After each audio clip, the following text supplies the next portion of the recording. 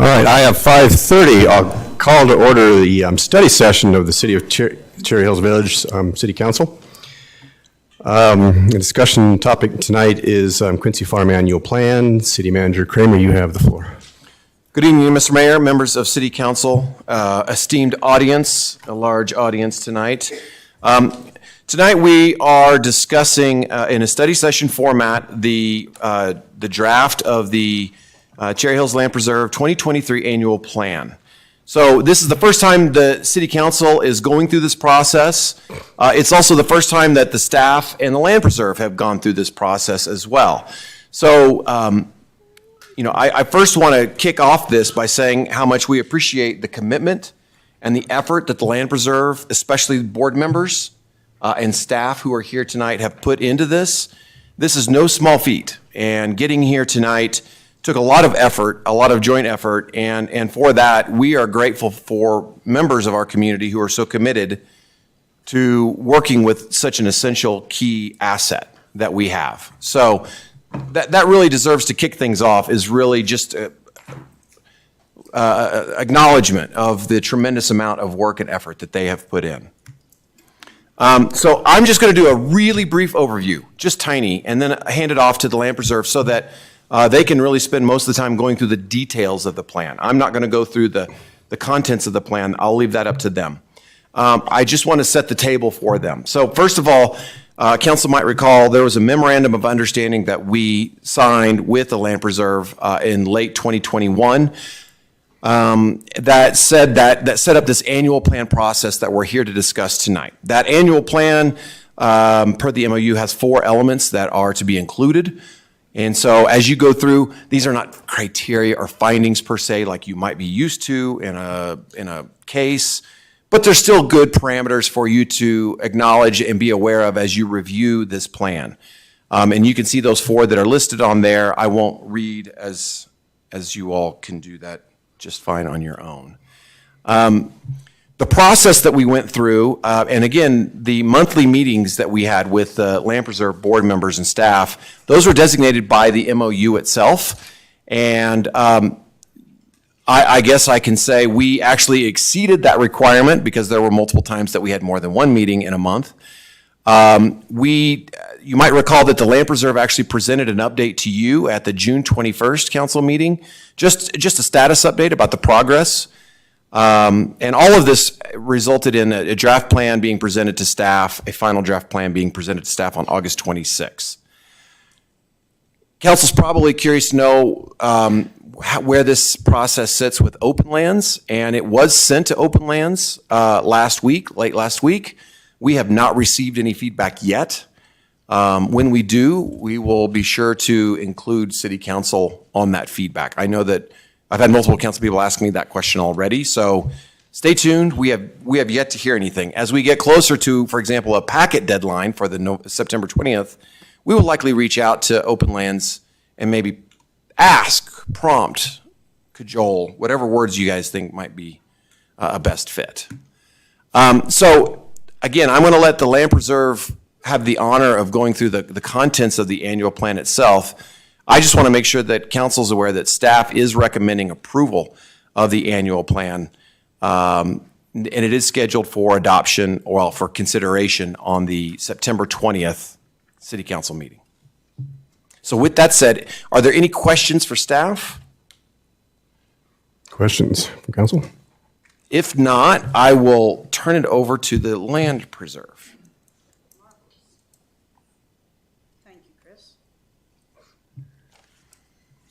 Good afternoon. How is everybody? I am Linda Bear, and I am delighted to say that I've lived in, sure. Is this better? Hello, yes, much better. I'm delighted to say that I've been a resident of Cherry Hills Village for 37 years, and I'm also proud to say that I'm the president of the Cherry Hills Land Preserve. So I just want to say that thank you for allowing us the time to present our 2023 plan for Quincy Farm to you, the City Council, and to all of our illustrious public audience. We have a lot to go through tonight, and I just want to make sure that we have enough time to go over all your questions and thoughts. So based upon that, I would respectfully request that we hold all questions until the end of our presentation. So thank you. We at the Cherry Hills Land Preserve are very appreciative of our city staff, Chris Kramer, Emily Black, Kathy Guckenberger, who have all been, involved and given their input through this process. So it really, truly is a new day at Quincy Farm. So since the approval of our MOU last December, where we had the MOU that we've decided or come together with the city, we've worked tirelessly. Honestly, Chris was right, with many meetings, many Zoom calls in total collaboration with the city staff, our advisor Harold Skramstad, and the board to come to this moment in time.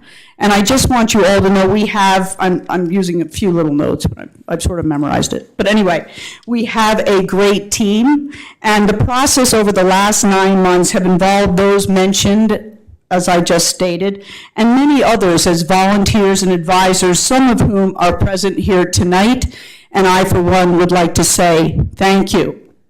Thank you. So, we are excited. So, the next slide. We are excited and ready to continue with our partnership with the city, and I would be remiss in not mentioning that our vision and plan would not be possible without the generous gift of Kat Anderson. And without further ado, I would like to introduce our illustrious advisor, Harold Skramstad. Harold?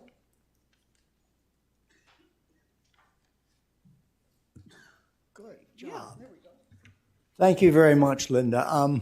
I'm delighted to be back with you again. When I was with you the first time, it was when we were about to embark on this planning process. And I would say in my career, I've been involved in many, many planning efforts, and I feel very privileged to have been with such a strong team, both from the Land Preserve and from the city. I really feel it's been a wonderful effort. My job is to talk just a little bit about the framework of our planning process.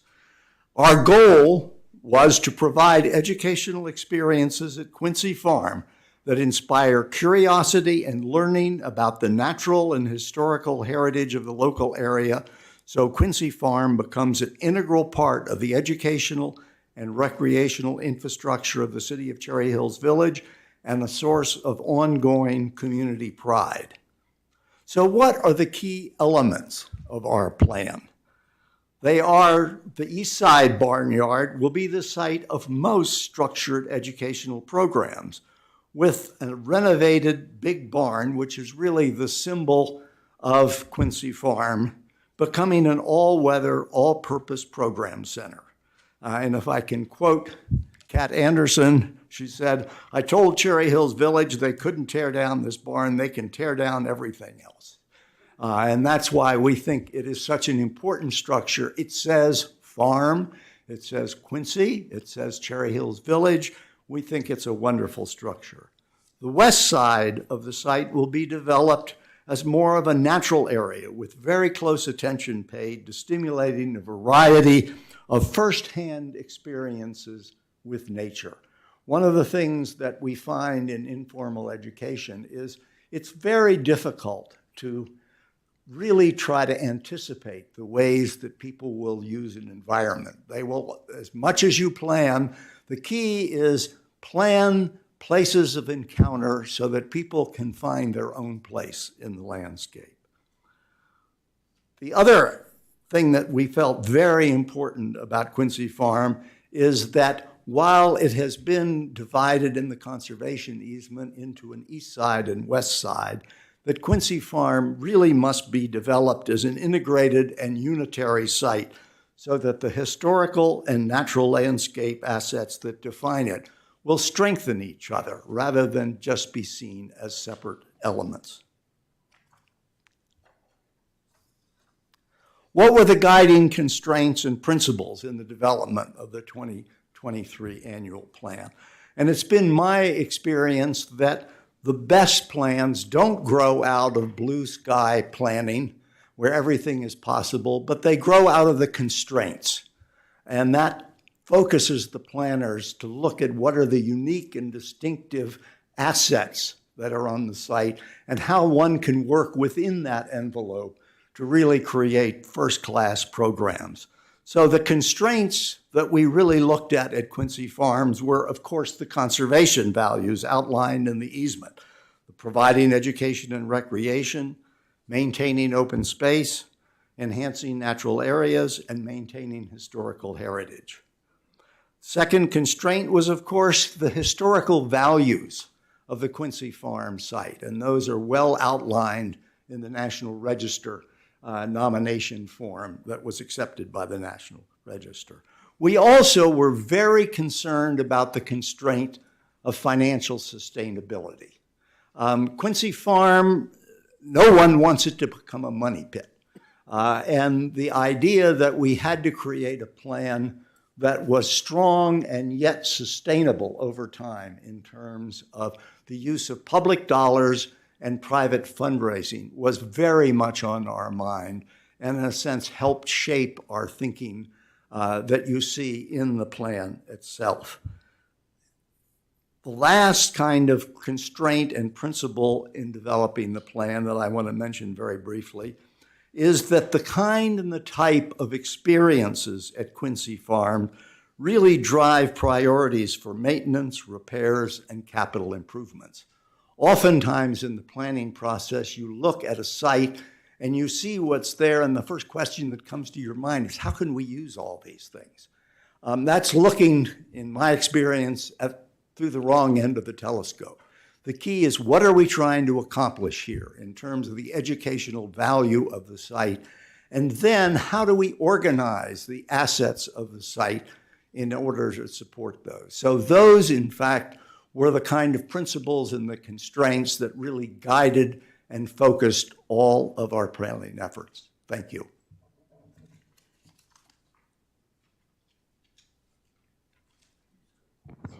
Thank you, Harold. Our next slide discusses open public access. As we have said many times, open public access is the key to our vision for the future of Quincy Farm. Thus, a discussion about the conservation easement as it relates to public access is most relevant. At this time, I would like to introduce two attorneys with whom we have consulted about this subject during the process of developing our 2023 plan. Welcome David Foster and Rick Johnson to the podium. And Rick, you can come up too. Both of you can come up. If one attorney is good, two attorneys is obviously a lot better. I'll be brief. I was brought in to help this really incredibly talented group of volunteers kind of stay the course to get to tonight. And I think they've done an admirable job. And I also want to give a lot of credit to your staff, of course, many of whom I've known for a lot of years, who are really excellent at what they do. It doesn't surprise me that COL hasn't responded. COL has shown a tendency to respond when they're not happy. And they're not a referral body, and they don't have to approve the plan that you're adopting tonight. They're more of an enforcement body vis-a-vis the easement as I've read it.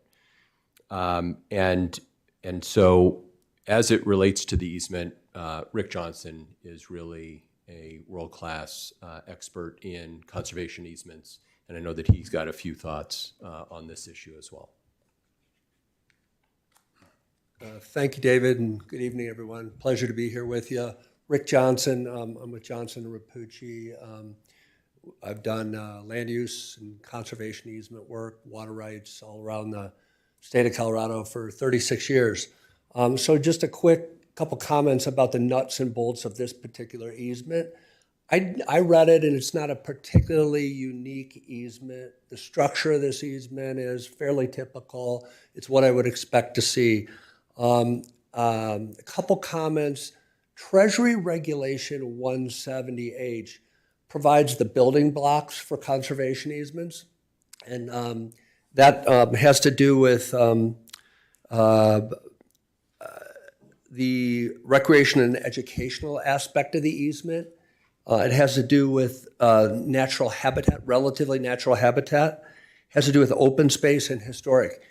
Most easements try to fit within one of those 4 building blocks. This one tried to fit within all 4, okay? So, and why that's important in this context is because for recreational and educational easements of this nature, the test for access is that recreation or education is for substantial and regular use of the general public, okay? So it has to be a substantial public use to qualify under Regulation 170H. Of course, that's the IRS code, that's to get a charitable contribution for an easement. But it also is integrated expressly into the subject easement here. So not only is it required under the IRS code, it's required under this exact easement. And what I'd say here is that there are paragraphs 4, 5, and 6 are most important to you all here tonight, I think. Paragraph 4 talks about, it breaks it into the west and the east sides, as Harold mentioned. And it does say under paragraph 4, for A4, that the west area shall be managed primarily as a natural area with limited public access.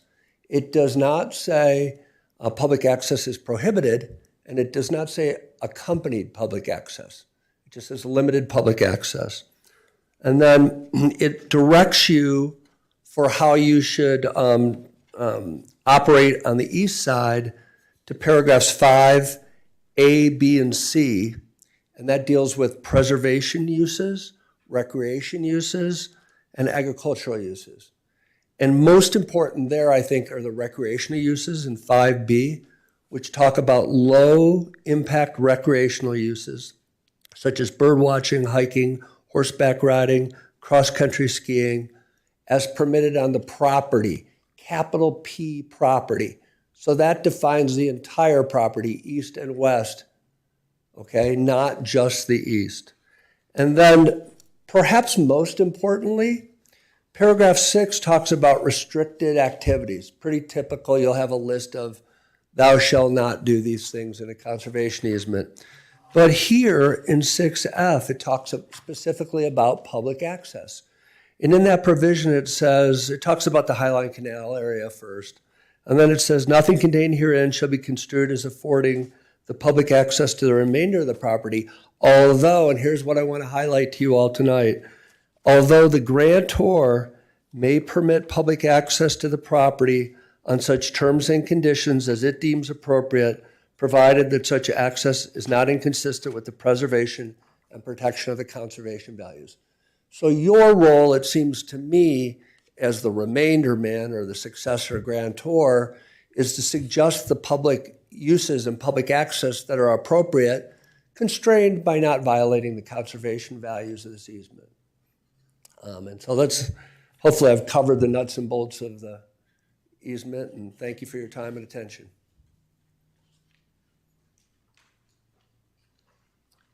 Thank you very much, Rick and David. We'll now have Kathy Fessler come up and talk about the list of programs.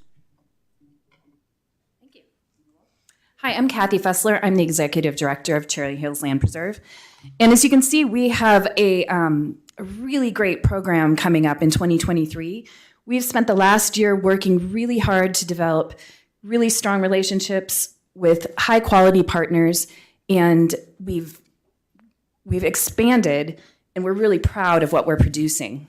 I just want to share one program that we're really proud of, and it can kind of give you a sample of what we do.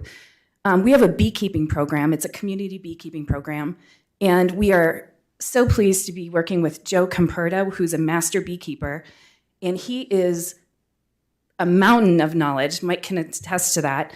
And when he comes to our monthly beekeeping discussions, we have kids who are 5. We have people who are 70. We have all ages that come and listen to him, and he can get on everyone's level and answer all of their questions. And one of the things that he did this last year, because we lost all of our bees we're not exactly sure why. And he brought our hives back to life. He brought bees. We actually have Broncos bees. We're very proud of that.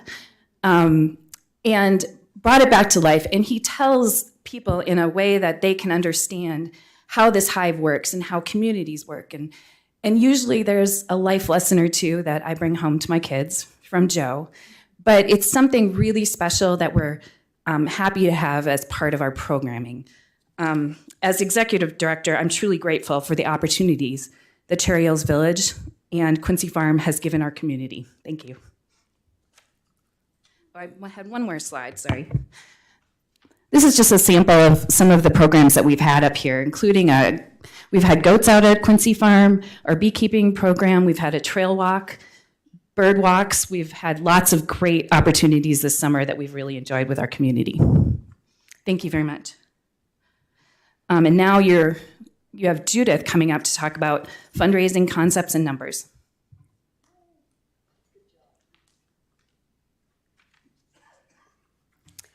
I'm Judith Judd, and I live at 3 Cantito Lane.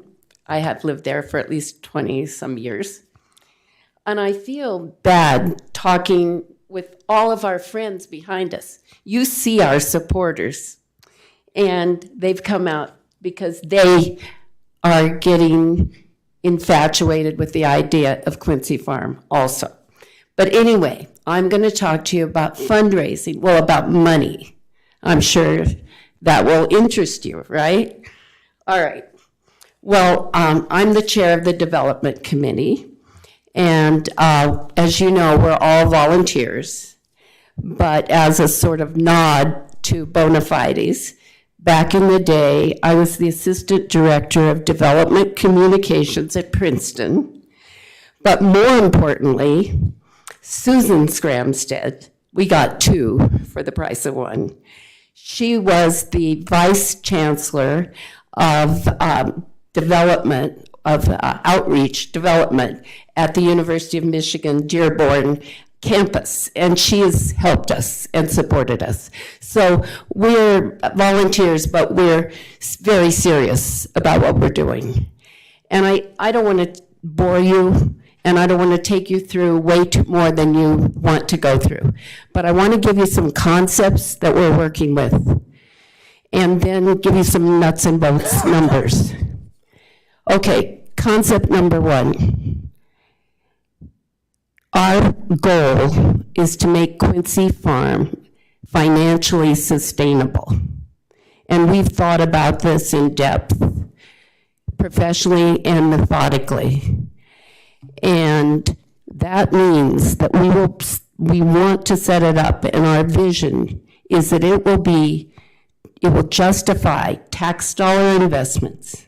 It will attract funding from private sources and community sources, foundations, the whole range of things. But if you don't have something to offer people in the way of a vision for sustainability, forget it. You're not going to get to first base. And another core in that concept is that uses of the property control and drive what we do out there. What buildings are used, what facilities, what we improve, what we don't improve. We have to improve. We have to have the plan for the uses first. So that's our goal.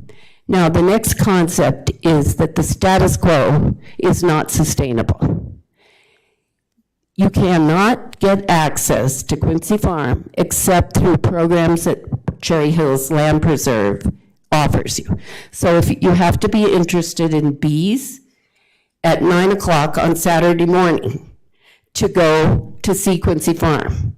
And the net yield out of that is that the community has no experience with Quincy Farm, no awareness of Quincy Farm. And our support will come first from this community. So with those 2 concepts, we start working with our building blocks. And we consider ourselves one of the building blocks, because we have a 15-year history here in this community, raising money here and teaching people about conservation and education of history and nature. So springing from that, another building block that we're going to have to work on with you is that right now we have an MOU that's not binding.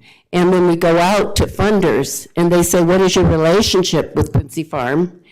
Well, we have a very tenuous relationship. We're going to have to fix that. We're going to have to get a contract. I'm kind of giving you apples and oranges, but I want you to know how we're thinking about it and the multidimensional aspects of it.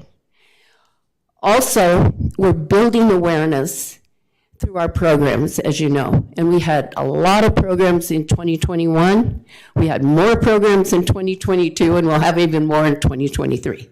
That, unfortunately, hits a narrow slice of the community, and we realize that. So we're not counting totally on that. But that is one way that we're building financial sustainability. Public access is at the center of this whole thing. You cannot sustain a piece of property like that without public access. That property, am I making this terrible the way I'm too close or not close enough or what? Okay. That property is 26% of the open space in this city.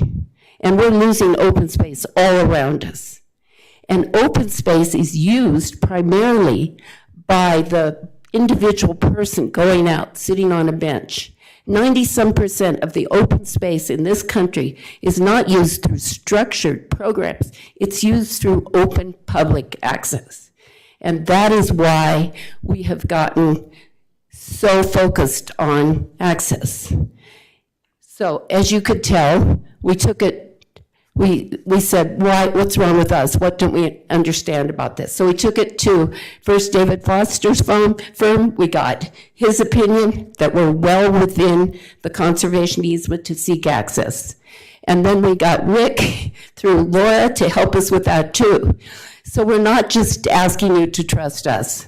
We brought the best people we can in this state before you to tell you that you have the right to have public access on that property. And it's your property. And you need to stand up and make that happen. All right, well, that's my sermon, okay? You can tell, you know, you might say, why are we so passionate about this? Why have we spent so many hours on this? Because we love open space. We want it for the children. We want it for everybody. We want to save this as a way of life that's vanishing. So we're passionate. Sorry about that. All right, numbers. Ashvin. All right. This year, this 2022 season, we will have invested over $100,000 of our own cash. And that doesn't even count what other people are giving to us so that we can pay other bills. And that's gone to our internet, our website, our program director, our PR work, and I can't even think of all the things. So we'll look at the budget and we'll see. But we've spent more than that already. And one thing I want you to understand is that we're going to have an operating budget every year. We're going to have to raise over $100,000 just to run that property for the city and for our fellow citizens. So when we look at the budget, you'll see we're stepping up to committing to raise that, and we're confident that we can raise that. Also, for next year, we've got about a little over $37,000 in capital costs, and that's focused largely on the big barn. And what we're doing there is one step at a time. We see that, as Harold said, as a center of our structured programs and as a great facility for the city. Well, we don't know. What will the structure support? What can you do in that? So we have a board member, Meg Walsh, who's a professional architect who's worked in this area. She's worked up the feasibility study. So we start there. And we're paying for a good percentage of that. We don't know what the costs will be for doing the barn, and you'll be part of that process of deciding what to do with the barn. But first we have to figure out what we can do with the barn. All right, so then also, I would like you to know that we do have pledges. We have contingent pledges in the six-figure numbers. for contingent on regular and sustained and substantial public access to the property. And we can collect on those when we get that. But we also have to work out with you naming rights and things like that. So another part of our tools is, as we told you the first time we came before you, I think it was in answer to one of your questions, Ashwin, we have to raise public awareness. And we're out doing that on an accelerated basis. We have Linda Bear, who knows everyone in town. We have Nancy Wolf and Fred Wolf, and if Linda doesn't know them, Nancy knows them. And they are heading up our ambassador program. And you've all been invited to our launch party. And they've invited over 150 people. And Randy's bringing the Colorado Court. And we've had so much community support. But we are out talking to people. And this ambassador program is to collect people who will help us reach other people. We will send a mailing out to every household in this village. And every household in this village will have the opportunity to support us financially and otherwise. So I guess I should try to pull up the slide with the budget. Where are you, Kathy? Hit the next button. I can do this. Boop. Is that it? Nope. Yep. One more. Or one more. There. There we go. Is that the budget? Well, That's it's the a lot of budget. fun. It's Yeah. it's fine print, and if you want later, well, one thing I wanted to tell you, this is quick and easy. You know, we will be happy to talk to you at length. Anybody who wants to talk to us any way that's appropriate, you don't have to be satisfied with just this. But I did want you to see the budget numbers. You do understand the investment we're making, and so I leave you with that.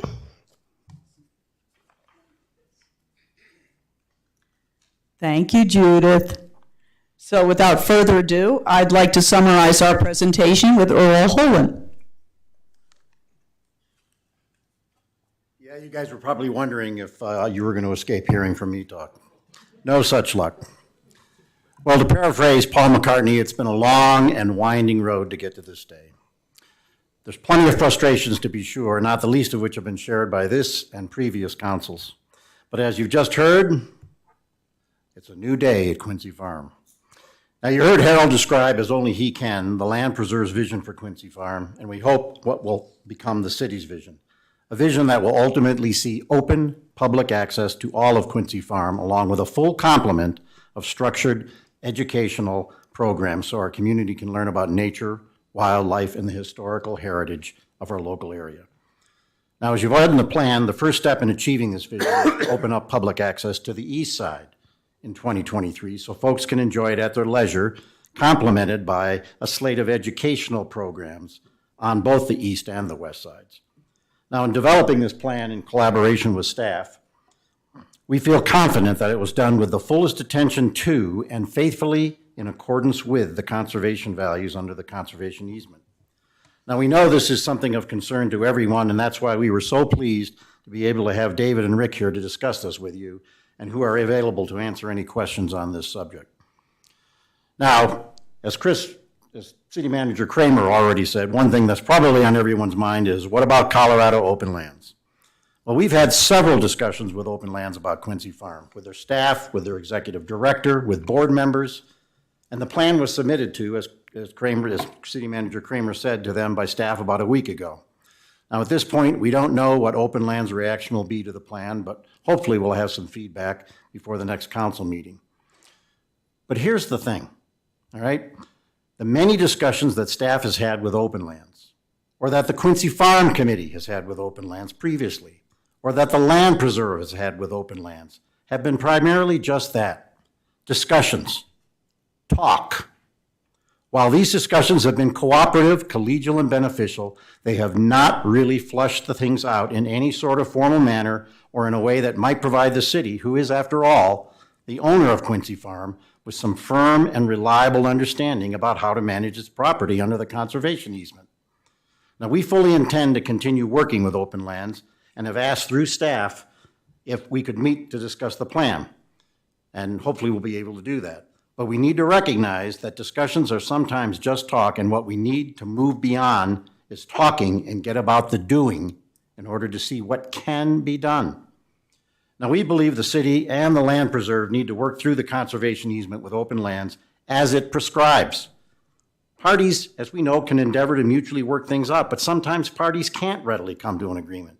In such cases, the parties look to whatever procedures they've previously agreed on, which will help them work through any impasses. And as you might expect, and as we know, the conservation easement has such procedures. There are options to be pursued by Open Lands if they believe our plan or practices violate the conservation values. Now, they may choose to exercise those options, they might not. But whether they do or don't, we need to be willing to run that string out, particularly if you believe, as we do, that this plan is put forth in good faith, adheres to those conservation values, and is in the public's best interest. It's part of a normal process to be followed that provides a pathway for parties of good intentions to resolve ambiguities or differences of opinion. That process in and of itself can often provide the impetus for parties to resolve differences. And that is what we hope for here, if in fact there are any differences. So, our 2023 plan is before you. You've heard about our community outreach. You've heard about the foundation we've laid for financial sustainability, and you've heard about why and how we want to move forward with public access to the farm. So now the only thing left to do is answer your questions. That, and of course, ask you to approve this 2023 plan at your next council meeting and instruct staff to work with us to implement it beginning in January. We thank you and we look forward to your questions. Thank you very much. Thank you very much for the presentation. That was excellent. I'll move down the line. Councilor Blum. As I'm basically the numbers person here, let me ask a couple questions based on the budget presented to us. I assume, Judith, that this budget was worked out, the allocation between, on the capital items, worked out with staff and the land preserve, the allocation? I'm sorry, I'm not getting it. The allocation in the capital items, the east side and west side, you allocated a certain amount to the land preserve and a certain amount to staff. Is that something, Chris, that's been negotiated? Yes. Yeah, we worked on the allocation of that line item. I think we actually have a slide that covers this, do we not? Well, it's on the budget side. Yeah, so yes, we have built in the city costs and the contribution into the 2023 budget, the draft budget. And then the land preserve has indicated that they will be fundraising to make their contribution to that budget as well. Okay, so Judith, you're showing about $128,000 in your budget. And how far along are you in fundraising to meet that allocation? Because you said part of it is contingent on public access. Right.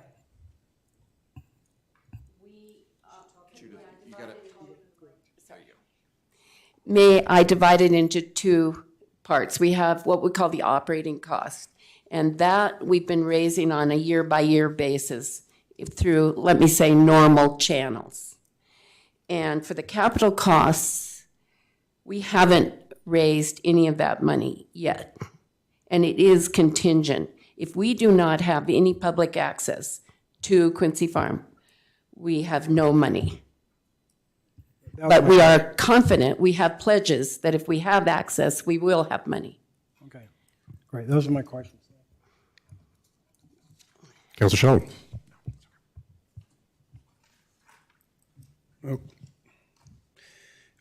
Thank you, Mayor. Great job, everyone. I'm blown away by what you guys have done and the time and effort you've put into this.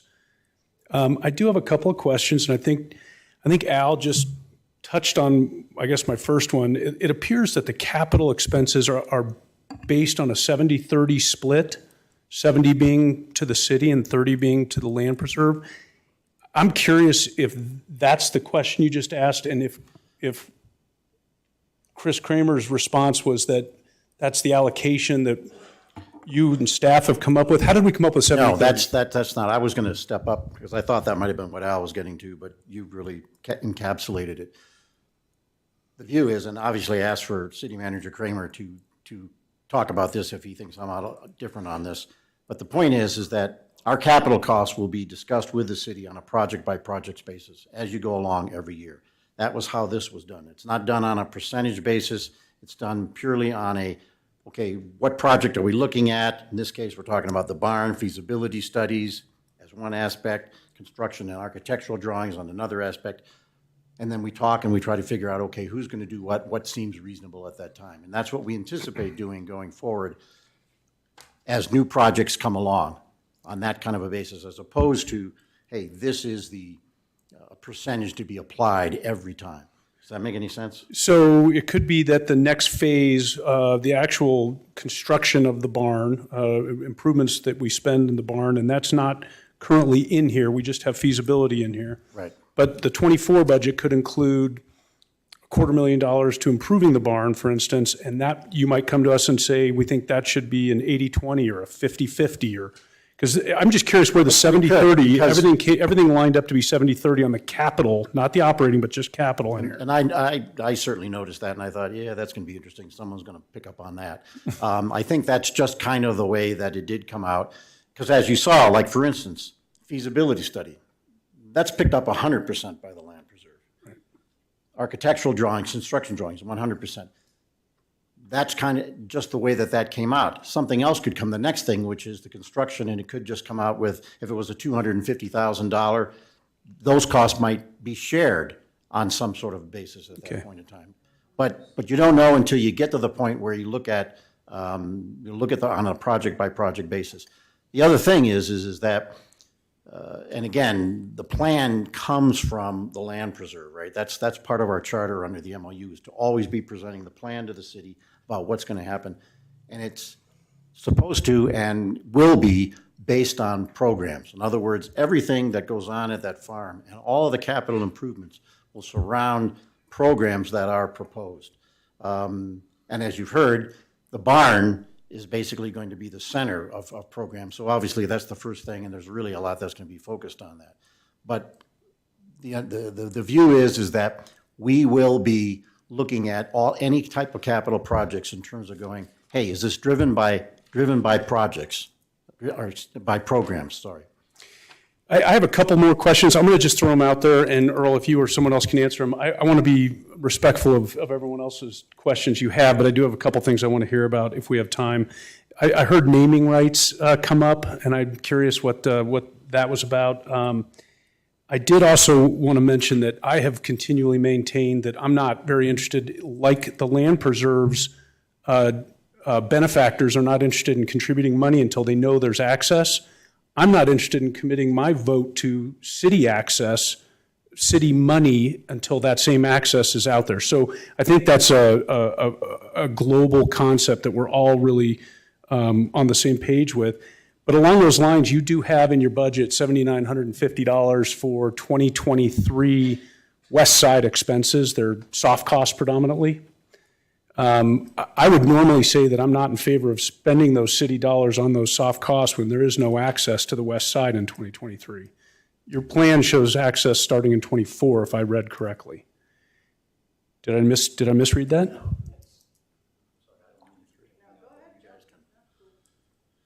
You know, one of the things, as we talked about, and again, most of the programming will be done on the east side, but I think that we do anticipate that there will be some structured programs on the west side. I mean, In what year? got in mind, this year. Continuing on. Right. The plan is open public access on the east side, 2023, combined with structured programming on the east side and the west side. Now, Okay. to be fair, I think, you know, I don't know what probably 80% of it, if not more, will be on the east side. But I can certainly see, and I'm not the guy to talk about it, that's for sure. But I can see, a nature person going out there and walking along the trail and pointing things out to, to some 5, 6, 7-year-olds. I mean, I can absolutely see that happening. We want that to happen. We hope that will be a structured Okay. program. Does that make sense? Yeah, I just want to point out, your last bullet point on page 5 says the land preserve will include public access to the west side area in its 2024 annual plan. So I got a little confused there with what Yeah. the intent was. So that's the only reason I brought that up. Yeah, absolutely, and you're not the only one. I mean, some others brought up some issues that maybe that was confusing. Because the issue is again, our vision is for public access on the whole property. Right. We wanted to start out with 2023, and that was, quite frankly, encouraged by staff. And we went along with that. We thought that that probably was a good idea, even though all of our work had been done initially, public access on the whole thing. We're doing it on the east side first, take one step at a time, but we're going to be coming very, very quickly, and in the absence of, something happening, in that 2024 plan, which you'll see in July of next year, you'll see us pushing for that as well and opening for that. In closing, I want to thank you all again. I'm blown away by the effort you've put in, and you've got my support for the program, the plan.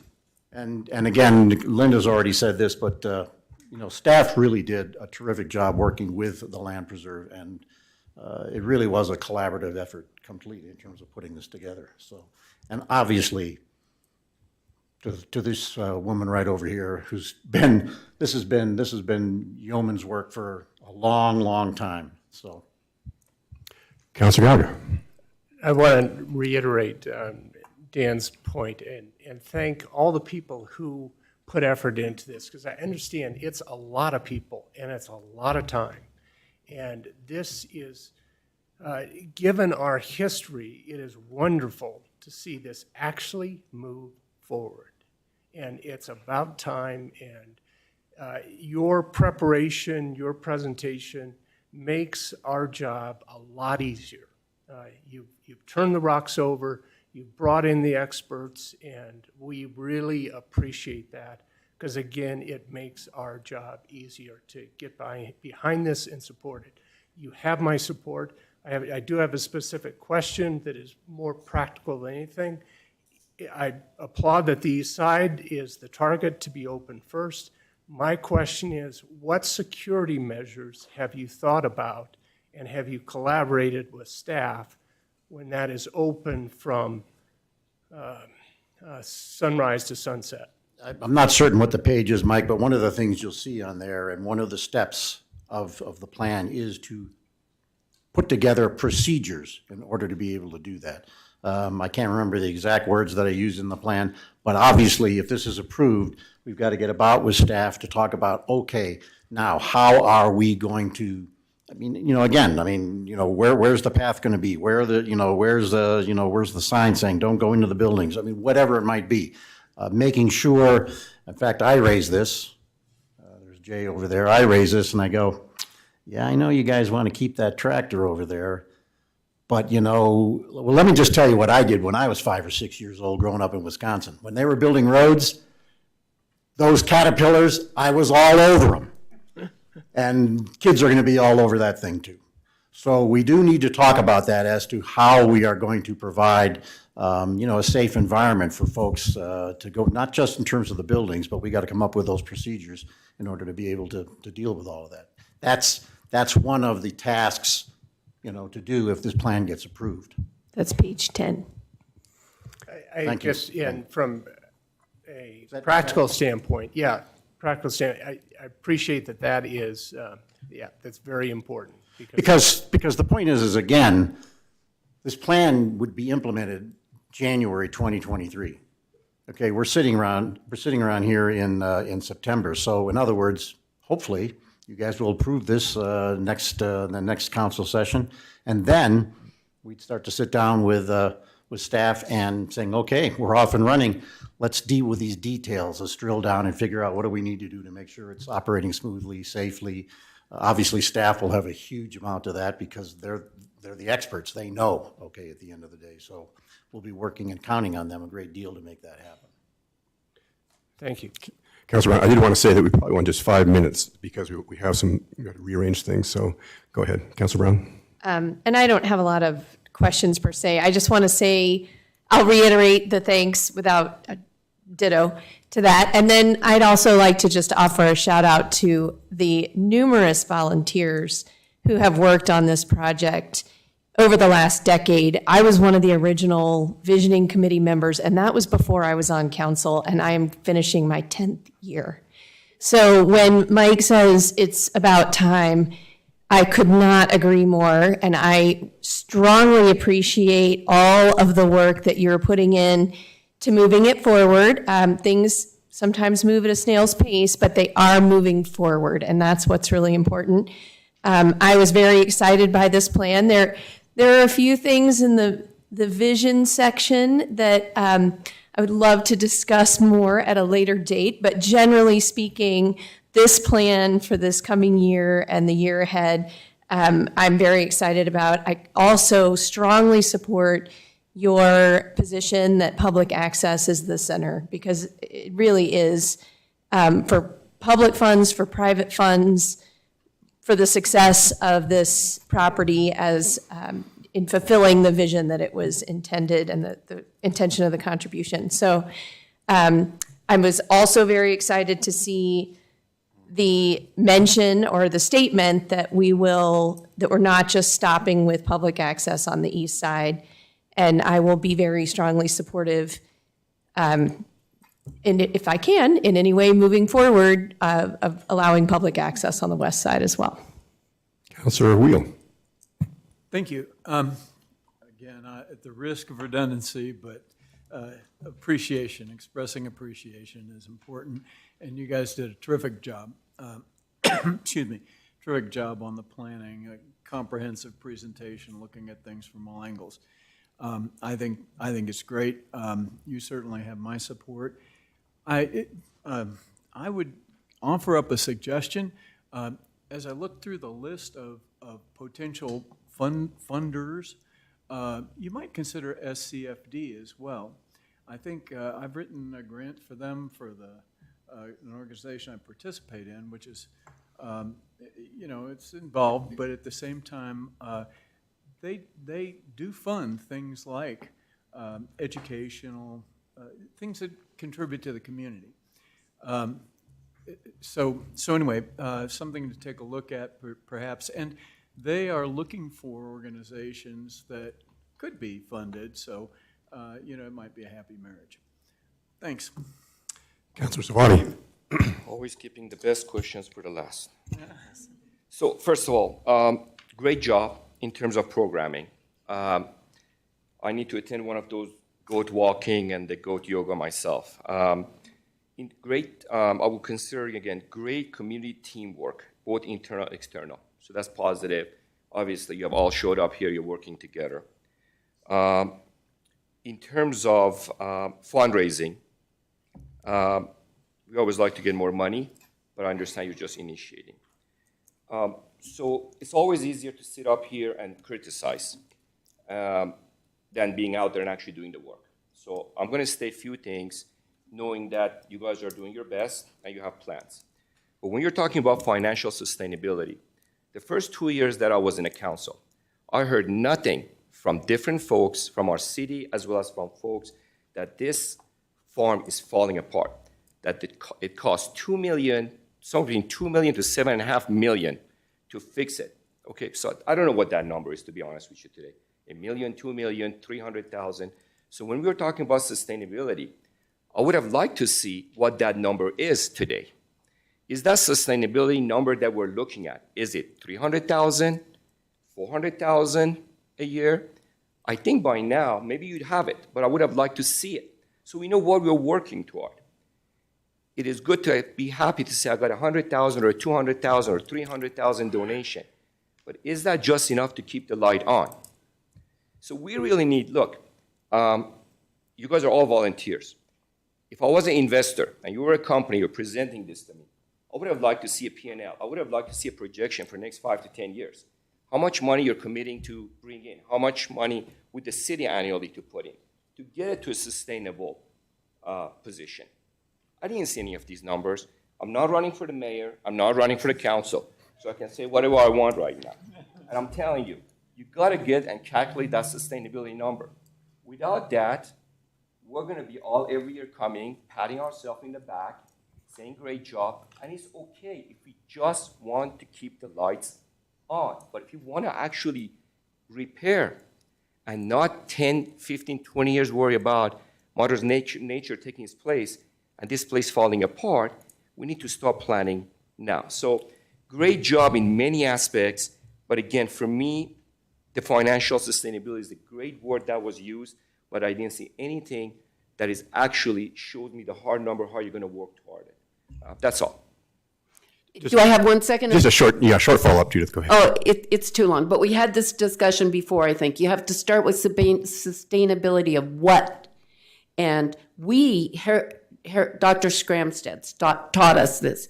We can run programs very inexpensively. We can use that property extremely inexpensively. It's what do you want to do with the buildings? So if with the programs drive the buildings, probably you're only looking at the big barn as a big expense.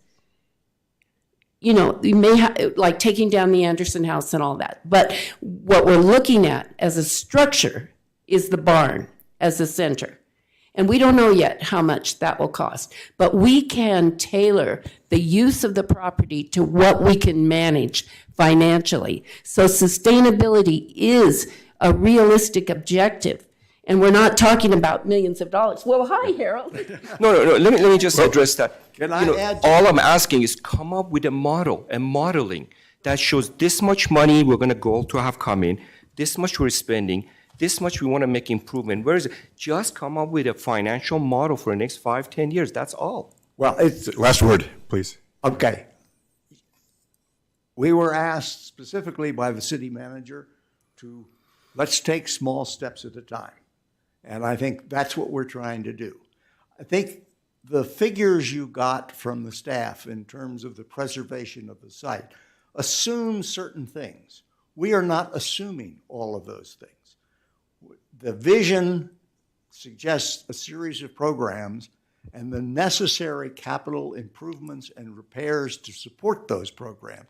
It does not mean that our financial model is to support everything that is there in a particular way or not. So I would just suggest to the council, give us a little time to work on that, and believe me, we will exceed your expectations. Thank you. I have to say, if I could just have the prerogative of the last word, I want to thank everyone here. And this is terrific. I'm so delighted that there are this many people energized, because a bit of history, I was on council when we accepted this Anderson. We knew that there were challenges financially, and this is where the rubber's hitting the road. We also knew that there were challenges with the land reserve, and I was there when the land reserve was created.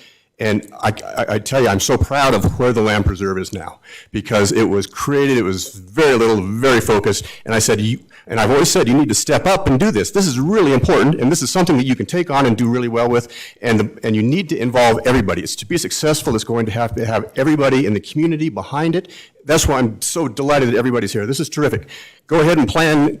Whatever you come up with, I'm supporting, because this is yours. This is a 501c3. This should be doing it. This is a community saying what should be done. That's what we need to do. We'll work with Keller Open Lands. I don't know what they're going to say. I understand the legal arguments. Good. We'll do what we can within those parameters and get it done.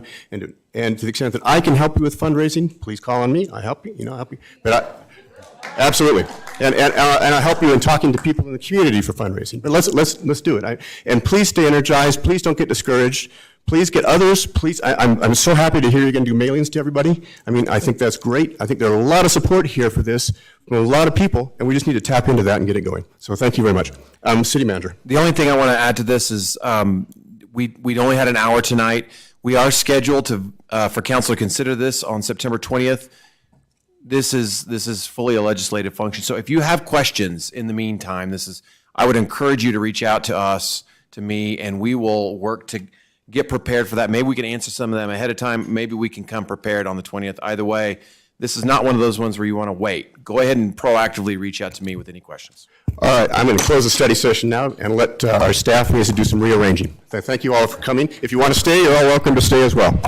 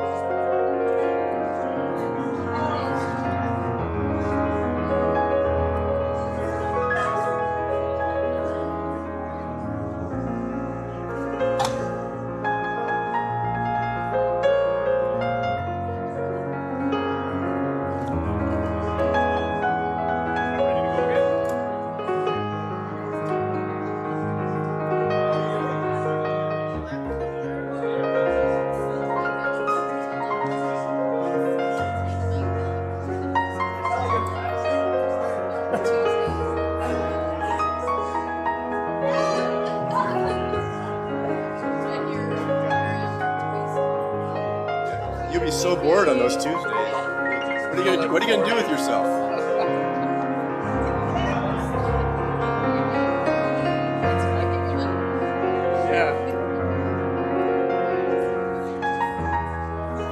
All right, I'd like to get going at 6:30. What do you think I should do here? I guess we need a city. We need a city manager.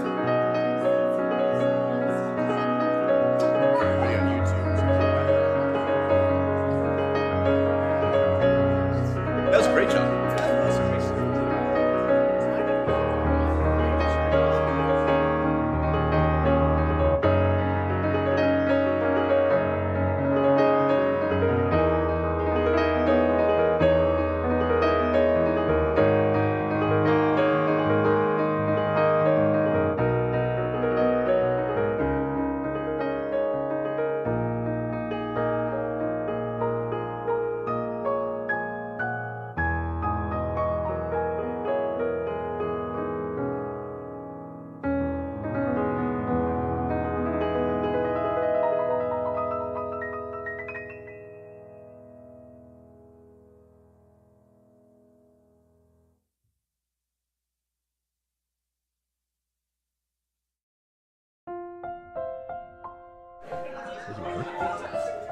Should I start?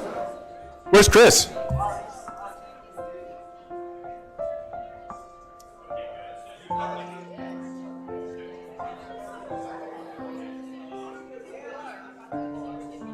Oh, he's talking. Going.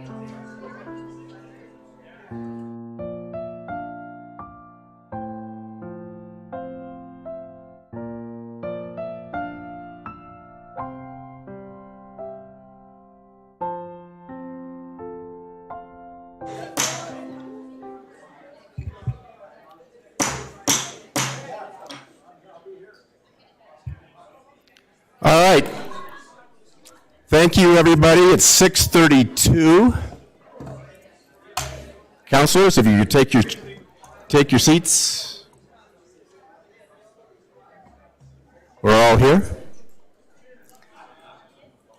I'm calling to order, please, everybody. I'm calling to order the Tuesday, September 6, 2022 meeting of the City of Cherry Hills Village City Council. Roll call of members, please, Laura. Councilor Safavi? Here. Councilor Wheel? Happy to be here. Councilor Brown? Here. Councilor Gallagher? Here. Councilor Sheldon? Here. Councilor Blum? Here. If we could all stand for the pledge, please. I pledge allegiance to the flag of the United States of America and to the republic for which it stands, one nation, under God, indivisible, with liberty and justice for all. Presentations, item 4A, Laura, candidate lot draw.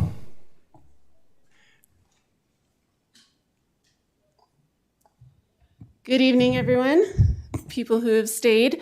As everyone knows, the city will hold its regular municipal election on November 8th this year, coordinated with Arapahoe County. The offices of Mayor, Council District 2, 4, and 6 will be on the ballot. The deadline for nomination petitions was Monday, August 28th, and we have a total of 9 candidates, 3 for mayor and 2 for each council district. Per state statute, and the order of the candidate names on the ballot is determined by lot draw, and so that's what I'll be doing here tonight. So I've printed all the candidate names on equal size sheets of paper. I'm going to fold them one position at a time into the box and figure out the order on the ballot. And we should note that we are actually recording this multiple ways just to make sure that we're fully transparent so that we have a recording of this should the internet go down or anything else. So.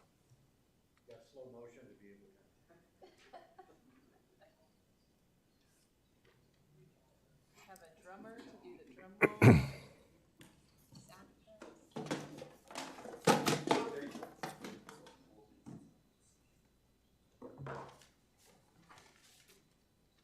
And first on the ballot for mayor is Russell Stewart.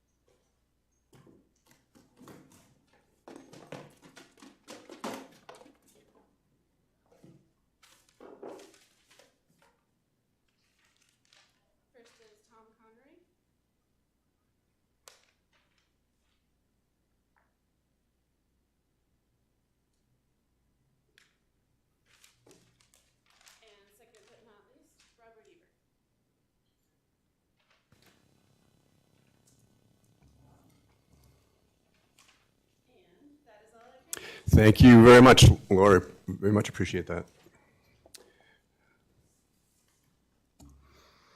Give you a minute to move the tables. And then next up is Kent Denver and St. Mary's. And presentations, and Chief Lyons, you have the floor. All right, thank you. Well, first, good evening, Mayor, members of council. As you know, over the last few months, the police department has been working collaboratively to identify the department's shared vision as we move forward, and also evaluating how best to serve this community. It's something that we intend to do frequently as an organization. If you're not growing, you're dying. So I feel like we're always looking at the best ways to either increase level of service or be more productive in the roles and responsibilities that we have. And although there are, I think, are several exciting initiatives underway, which you will hear about in a few weeks, tonight's presentation is specifically related to school safety and is really a meaningful step toward offering a higher level of service both to this community and really our most vulnerable population, our youth.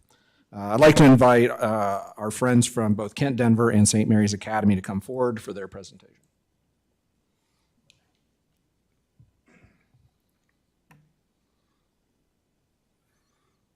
Good. Welcome. If you could all just give your names for us, please. Welcome. Welcome is nice to see. I love that democracy in action. Right here. We brought the civics class. We could have done well. I'm Jerry Walker with the Kent Denver School, and with me is David Bramer, our new head of school, who will be speaking. And then we have two representatives from St. Mary's. Hi there, Art Cowan, Chief Financial Officer at St. Mary's Academy, also parent of a kindergarten student at St. Mary's Academy. Good evening, Matt Hopper. I'm the chairman of the board for St. Mary's Academy. Welcome all. You know, this is going to surprise the council. I'm not even going to talk very long. I'm going to turn it over to David and let him do it. But fundamentally, the chief and I met earlier this summer, and we've met all of us together with St. Mary's and Kent Denver and the chief.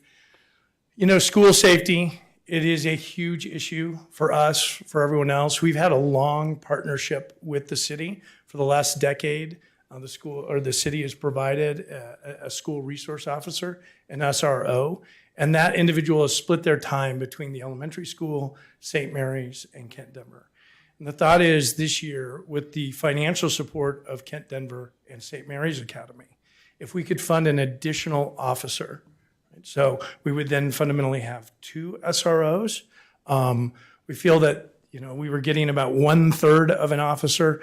This would give us basically about 5/6 of an officer, more time kind of dedicated on our campus for a uniformed police officer, and the same at St. Mary's Academy. So that's what it is in a nutshell. I think our parents and our families would greatly appreciate it. And with that, I'm going to turn it over to David Bramer and let him introduce himself to you. Thank you, Jerry. And not surprisingly, Jerry said most of what needs to be said. He's good at that. In looking at the situation, my being brand new to Kent Denver School and my being brand new to the area, but being no stranger to education and in 30 plus years of working in schools, both public and in private, the issue of school safety is huge. And when I think about it, when I first started my career to where it is today and the amount of time and attention that I spend as a school leader concerned about safety and the perception of safety and response time and how we can best protect our children. Understandably, it's a great concern, and very excited to be here and the ability to partner with Chief Lyons and with the village and the idea of the value of these public-private partnerships. And I see it in a lot of ways. One of the things that struck me coming to Kent Denver is the nature of our campus. Best practices in education would say, close your campus. Keep everyone off your campus except for your students, your faculty, and it's the best way, if you have controlled access, to help protect your community. Well, I value the fact that our campus has a public purpose in this village and that there is a shared responsibility for the land, but also a shared responsibility then for the safety and well-being of our students. And so the fact that Chief Lyons is open to continuing this relationship where police officers are on our campus is huge. And all what we want to do is partner more actively to increase presence of police, but also to then provide some financial support towards that end. And in looking at it, it was important to me to be responsible and good partners with St. Mary's. And the fact that as schools, we need to work together in many ways. And so while our field hockey teams were doing battle today on the field, when it comes to things like school safety, we have to all be working together. And so I'm very pleased that we're doing this in partnership to try to work it out in a real collaborative way. Because it's important to me that the campus is safe, not just for our students, but also for everyone who comes onto our campus, just given the traffic on our campus from the community. And I want to be able to say to our families, this is a safe space, and that we don't have to close the campus, and we don't have to keep people off our campus, because we have the type of presence on our campus that makes us feel confident that it's safe and we can handle it. So really do appreciate it, and I will turn it over to my friends from St. Mary's to see if they have anything to add. Yeah, I'd just like to quickly say that, over the past few months, working with Chief Lyons, trying to come up with a solution that benefits the town of, or this village of Cherry Hills and both Kent and St. Mary's has been great. A few things that we do to mitigate risk and violence in our schools are as effective and efficient as having an officer on campus, and the presence of him really kind of resonates throughout the community. So we just really want to just thank you all for your support and consideration. In the spirit of time, I could just say ditto, right? And then that would. No, I really do want to take just a minute to thank you, Mayor, and thank the members of the council and Chief Lyons for working with us. It's critical that we, before we can educate our children, we must be able to keep them safe. And the partnership that we've brought forth with the support of the police department with Kent Denver, I think, does that, just that. And we're excited about continuing our relationship with the village of Cherry Hills Village, and working with the administration here, your city management, and the police department, and continuing to look for ways that we can both partner with you and also support from a financial standpoint the additional officer within the department to provide that protection to our community. Again, we thank you for your willingness to work with us on that, and we're excited to continue to look for other opportunities to partner with you. Thank you. Thank you. I want to thank you for your partnership and coming here tonight and partnering. We look forward to working with you closely in the future. Before you get away, are there any questions? I want, if any councilors had one to ask. Sure. I've got one. I don't know who this is really to, but there wasn't anything in our packet other than getting a presentation from you all tonight. So thank you for coming in. I'm coming at this a little blind. So staff and Kent and St. Mary's, please understand, I don't really understand the answer to the question I'm asking, or I wouldn't ask it. Are you asking for the city to pay for this new SRO, or is it a combination of the two schools entirely funding the new SRO, or is it a combination of all the above? Councilmember Sheldon, I'll jump in on that one. So I was going to provide a little context in terms of how we came to this agreement in principle, really just conversation at this point until council had an opportunity to hear this tonight.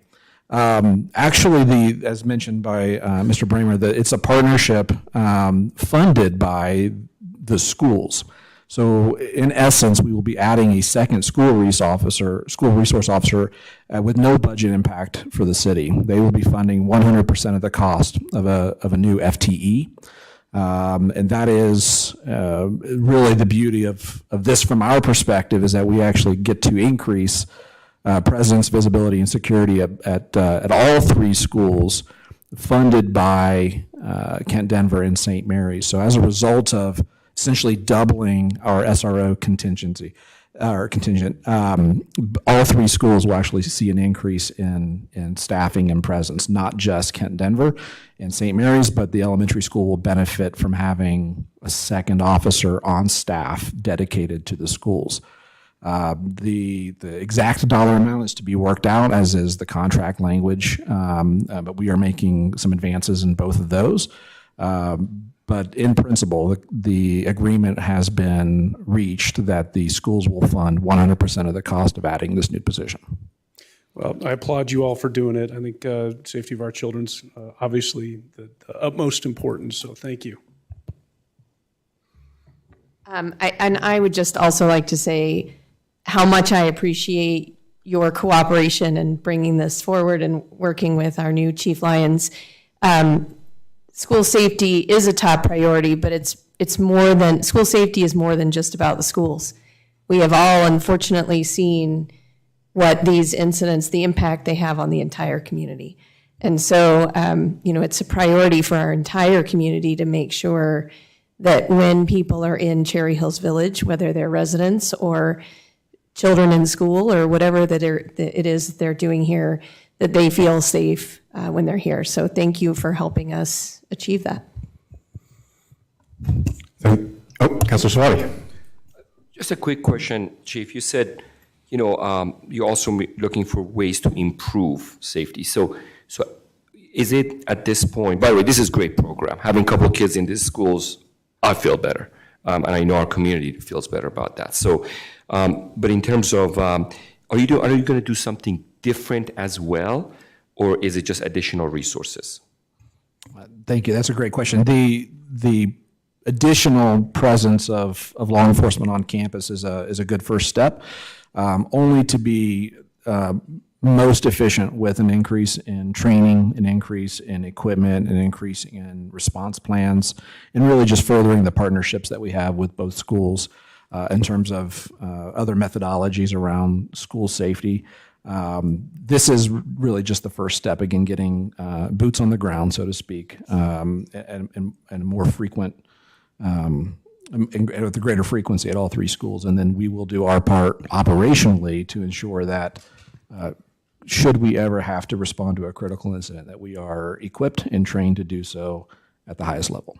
And if I can make one request, and again, I'm not a policeman, so but I hear from the kids when they go through the practice and lockdown, all that, right?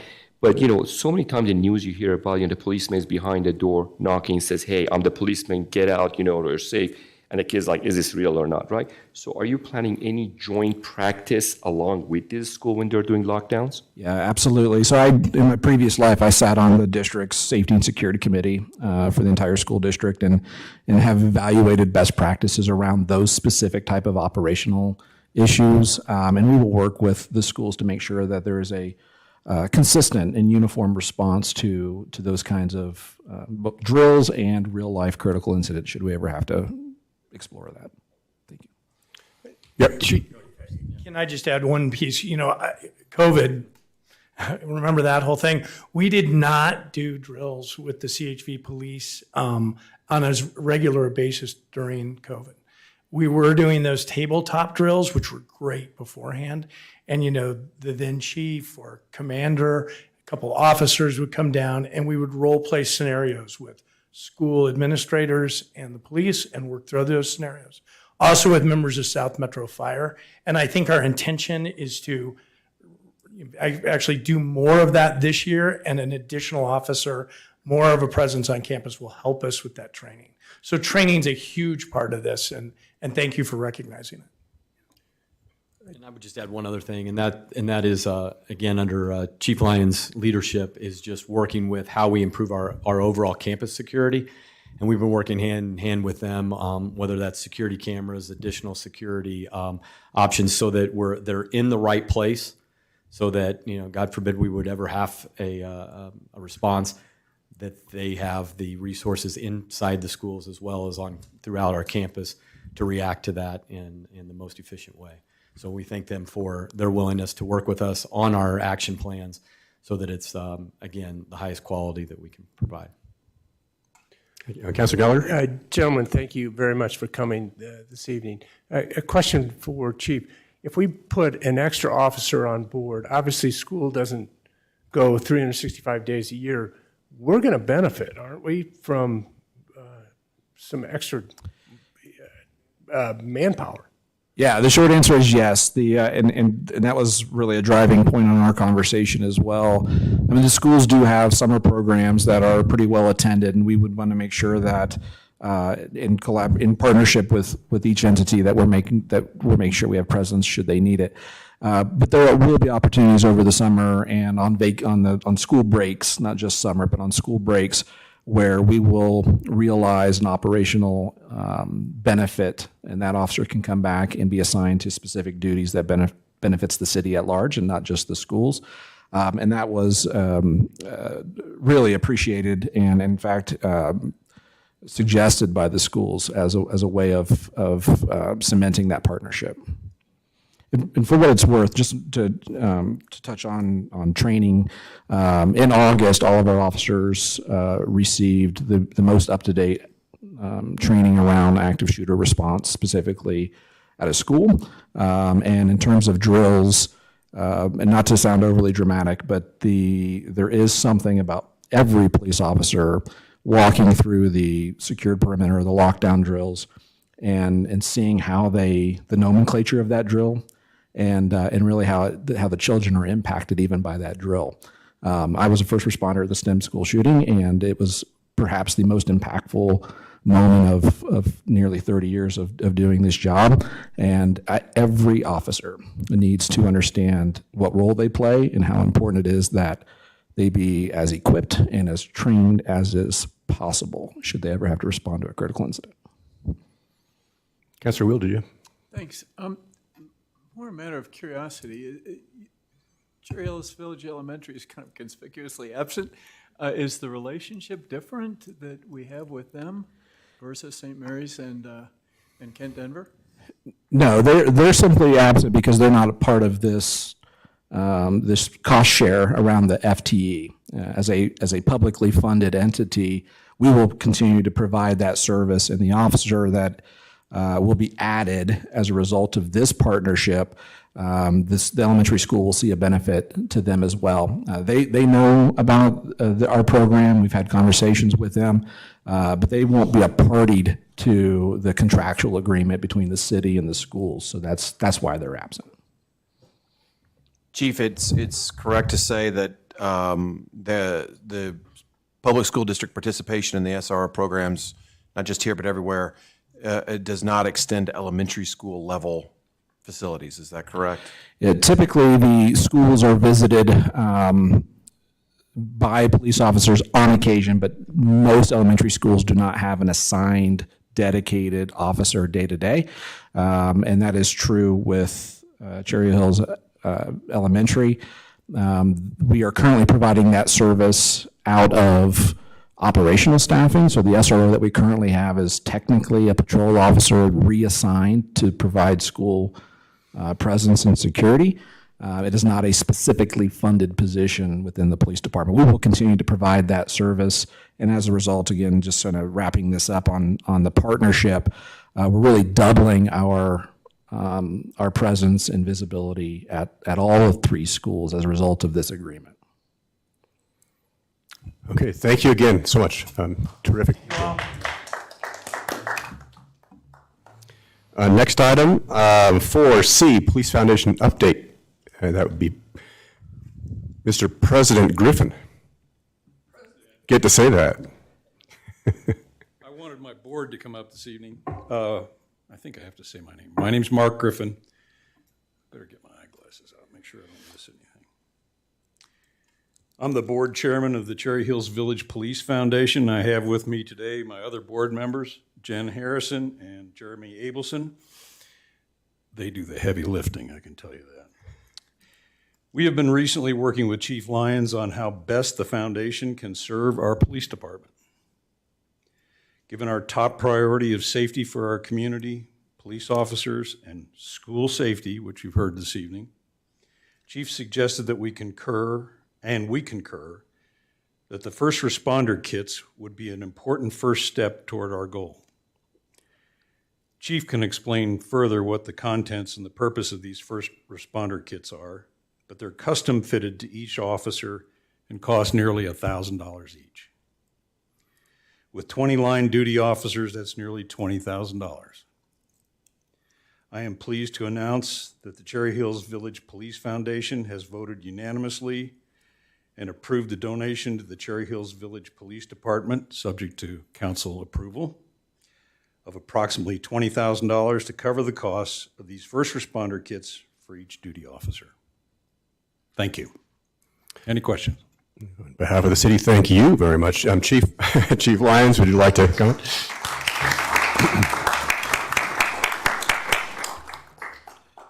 Thank you. I mean, clearly, thank you is not enough on behalf of the entire police department, should that donation be accepted. We are grateful for your initiatives, grateful for the work that you do each day on behalf of the foundation for our police department and for this community.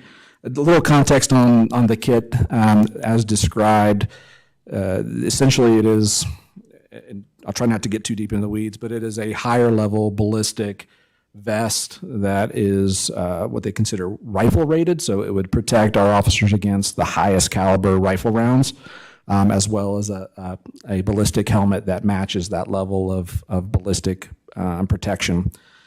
Currently, we do not have that equipment as a general uniform issued item, and the ones that we do have are certainly not fitted for the personnel that we have that may use it on any given day should they have to. This really advances what we just talked about, which is equipping and training our officers to respond to the unthinkable. And I'll take a page, as much as it pains me, I'll take a page out of the fire services playbook, which is that we train and equip not for the things that we do every day, but for the things we may have to do someday. And that is our overarching philosophy as we advance ideas around education and training and equipment. So eternally grateful on behalf of the department. Thank you. Now we have to redouble our fundraising efforts. You're not going to get away with that saying about your next fundraising effort, are you? You better plug it. You plug it now. Lest anybody doesn't know, there's signs all over the place. We're having a car show on Sunday. Right now, I have about 30 cars that are going to show up. $40 entry fee. You all need to bring your Ferrari or your Lamborghini or your Packard or your whatever. And it's going to be a fun event. My orthopedic surgeon, Dr. Ted Parks, and his band, his rockabilly band called the Busted Bones, is going to entertain. And it's guaranteed to be a good time. So please all come out if you like. This Sunday. This Sunday. Sunday. 10 till 1. Okay? Earl promises to be there. Thank you very much. Thank you very much. Again.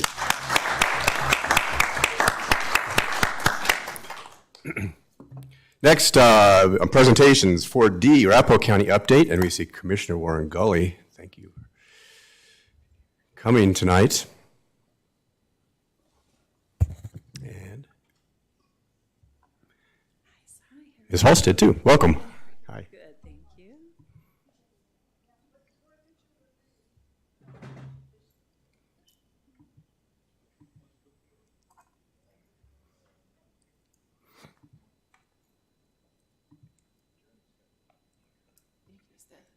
Press right arrow. Okay, great. Good evening. Thank you so much for having us. And my name is Commissioner Warren Gully with Arapahoe County. We also have Michelle Halstead here, who's on staff, Director of the Commissioner's Office. And we are very excited to be here this evening, and thank you for your time to learn a little bit more about some of the work that we're doing in Arapahoe County. So we thought we'd start off with just a little bit of a background, just a base level of what the county is and what we do, in case folks are a little curious about that. But Arapahoe County is currently the third largest county in the state, and by 2040, it's projected to be the largest. So that means a lot for all of us, including Cherry Hills Village, of how we start planning and working around that and getting ready for that. We're currently home to, with the most recent census data, 655,000 approximately residents. We have 13 different cities, towns, municipalities in the county, 9 different school districts, a whopping 450 special districts. We are urban, suburban, and if you've ever been out to Deer Trail, you know we're rural also. We also bring a lot of diversity to the county in a lot of different ways, and it creates a lot of really wonderful opportunities, but some very unique challenges as well, as you all know. You may not know it, but actually counties are a subdivision of the state.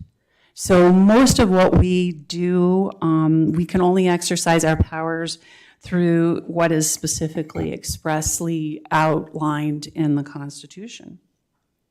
We have 5 members on the Board of County Commissioners, and we serve as the policy-making administrative body. We have 11 different departments and directors that work with us to manage the county and develop that work. Also, what's unique about the county is that we have 5 other additional offices and elected positions, as you all know: the sheriff, the clerk and recorder, the assessor, the treasurer, and the coroner.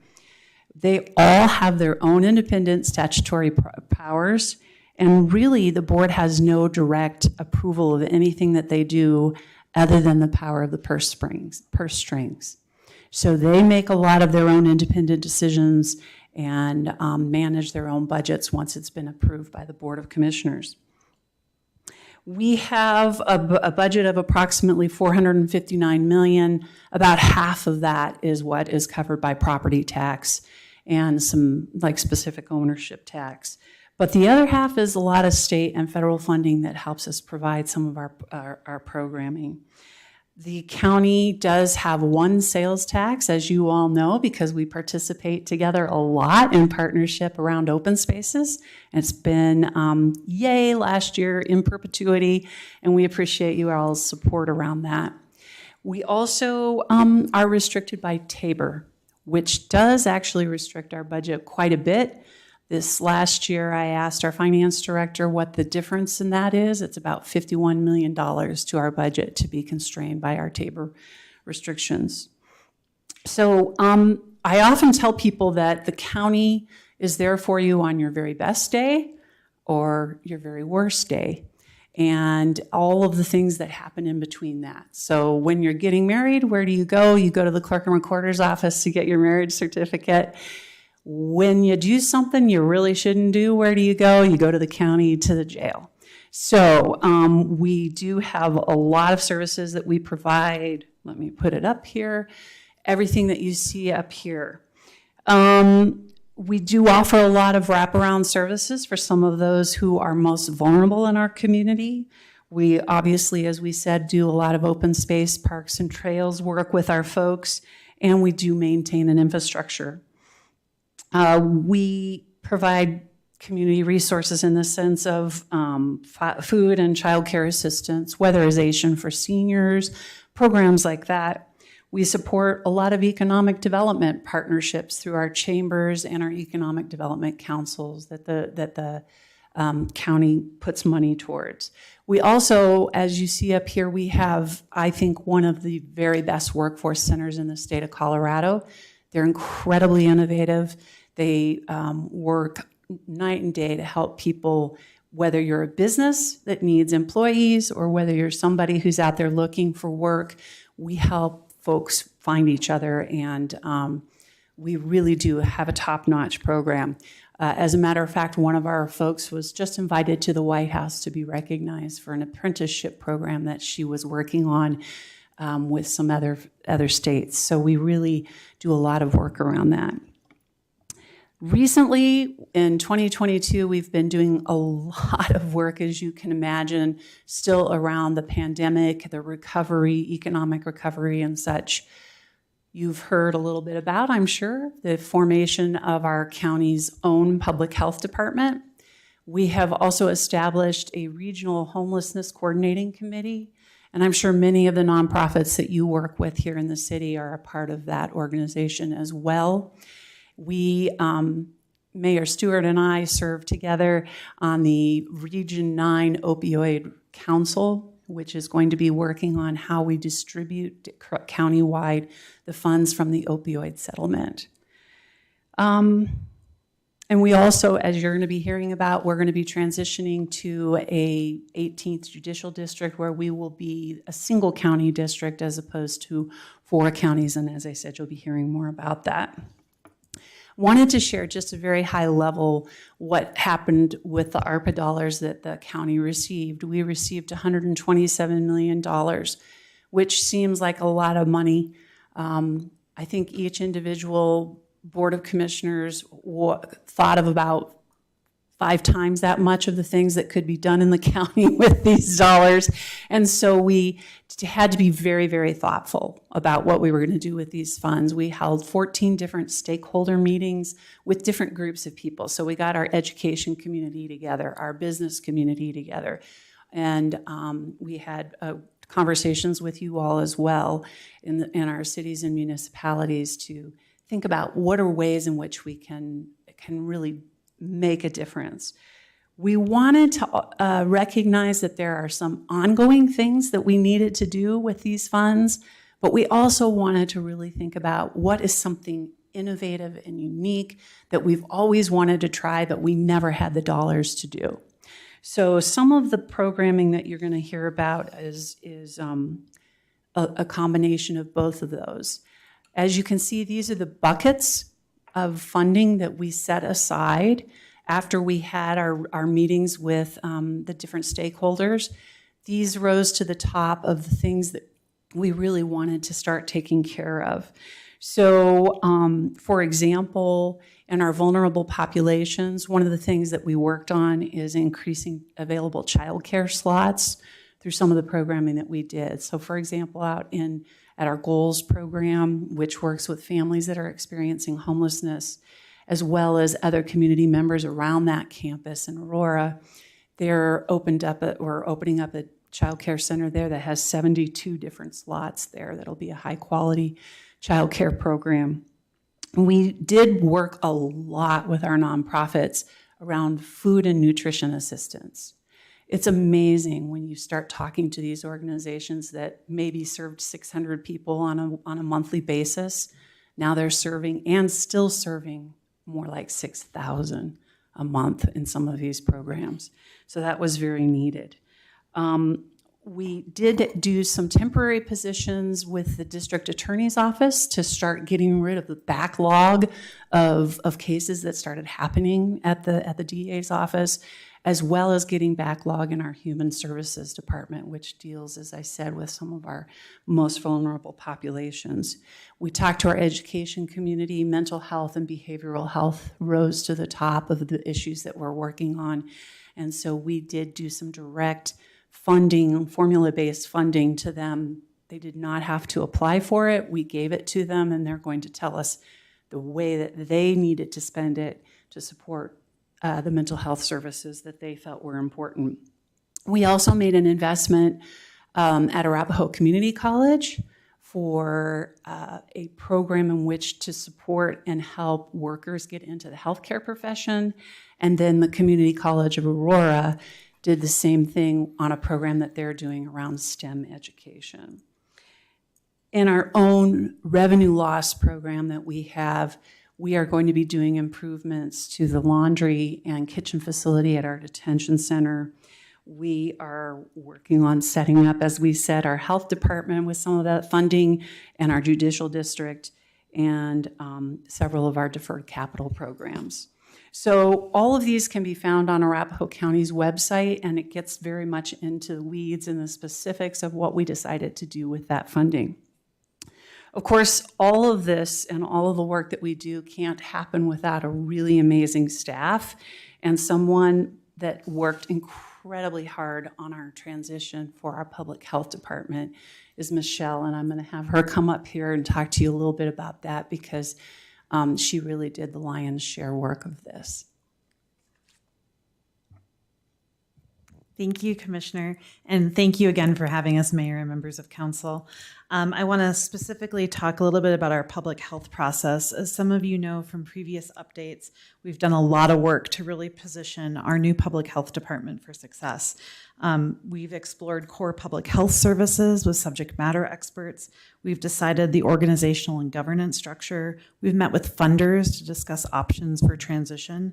We also have engaged the communities through surveys, town halls, and individual conversations.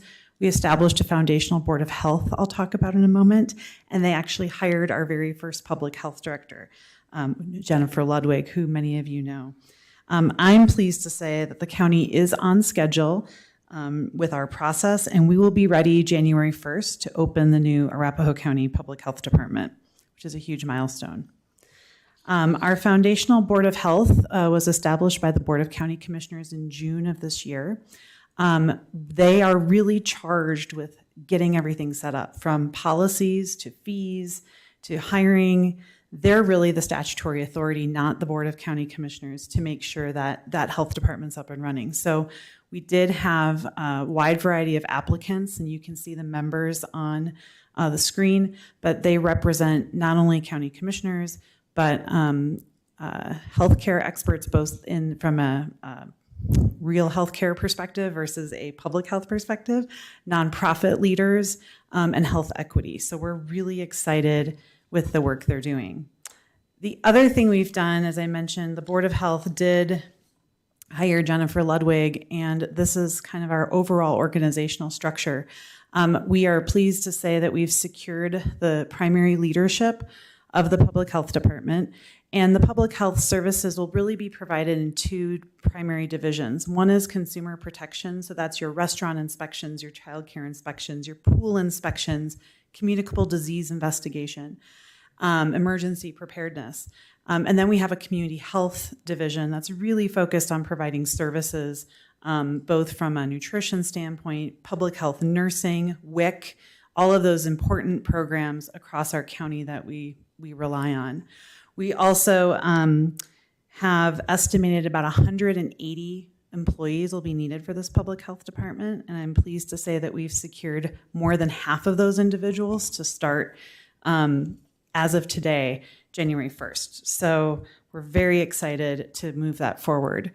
When you look at the programs and services that those divisions will do, one of the things that we looked at as a county was what's mandated, right? We always look at what are we required to do, and then what also is the community need. And so what we have determined through the board and through the Board of Health is that these programs that you see will be functional on the 1st, and they're important either because we're required to do it, or more importantly, our community expects us to do it. And if we didn't provide these services January 1st, we'd have a gap.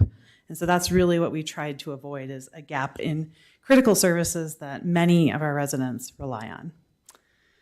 From a funding perspective, everybody always is like, well, how much is this going to cost? And how much more is it going to be?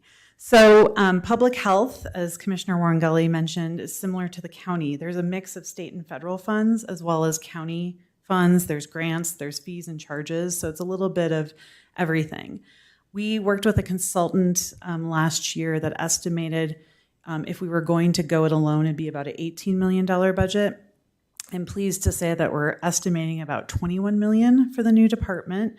And the county share today for Tri-County Health is $5.3 million. And we're assuming we'll probably spend about $6 million of county funds. So a slight increase, but something that we believe is manageable. And the Board of County Commissioners has set aside money to do that work.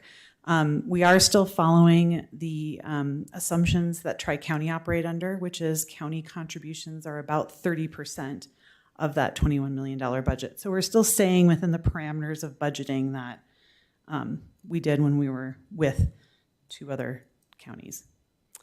I also wanted to take a moment just to talk a little bit about that regional opioid coordination. As many of you know, this is a significant problem not only in the state and the nation, but also our county. And we received via the state, Johnson & Johnson and 3 major distributors did finalize some nationwide settlements for their role in the opioid addiction crisis. And so Colorado is going to get about $400 million. The county as a whole will probably get about $26 million over 20 years. And you can see how some of that funding is being allocated on the slide.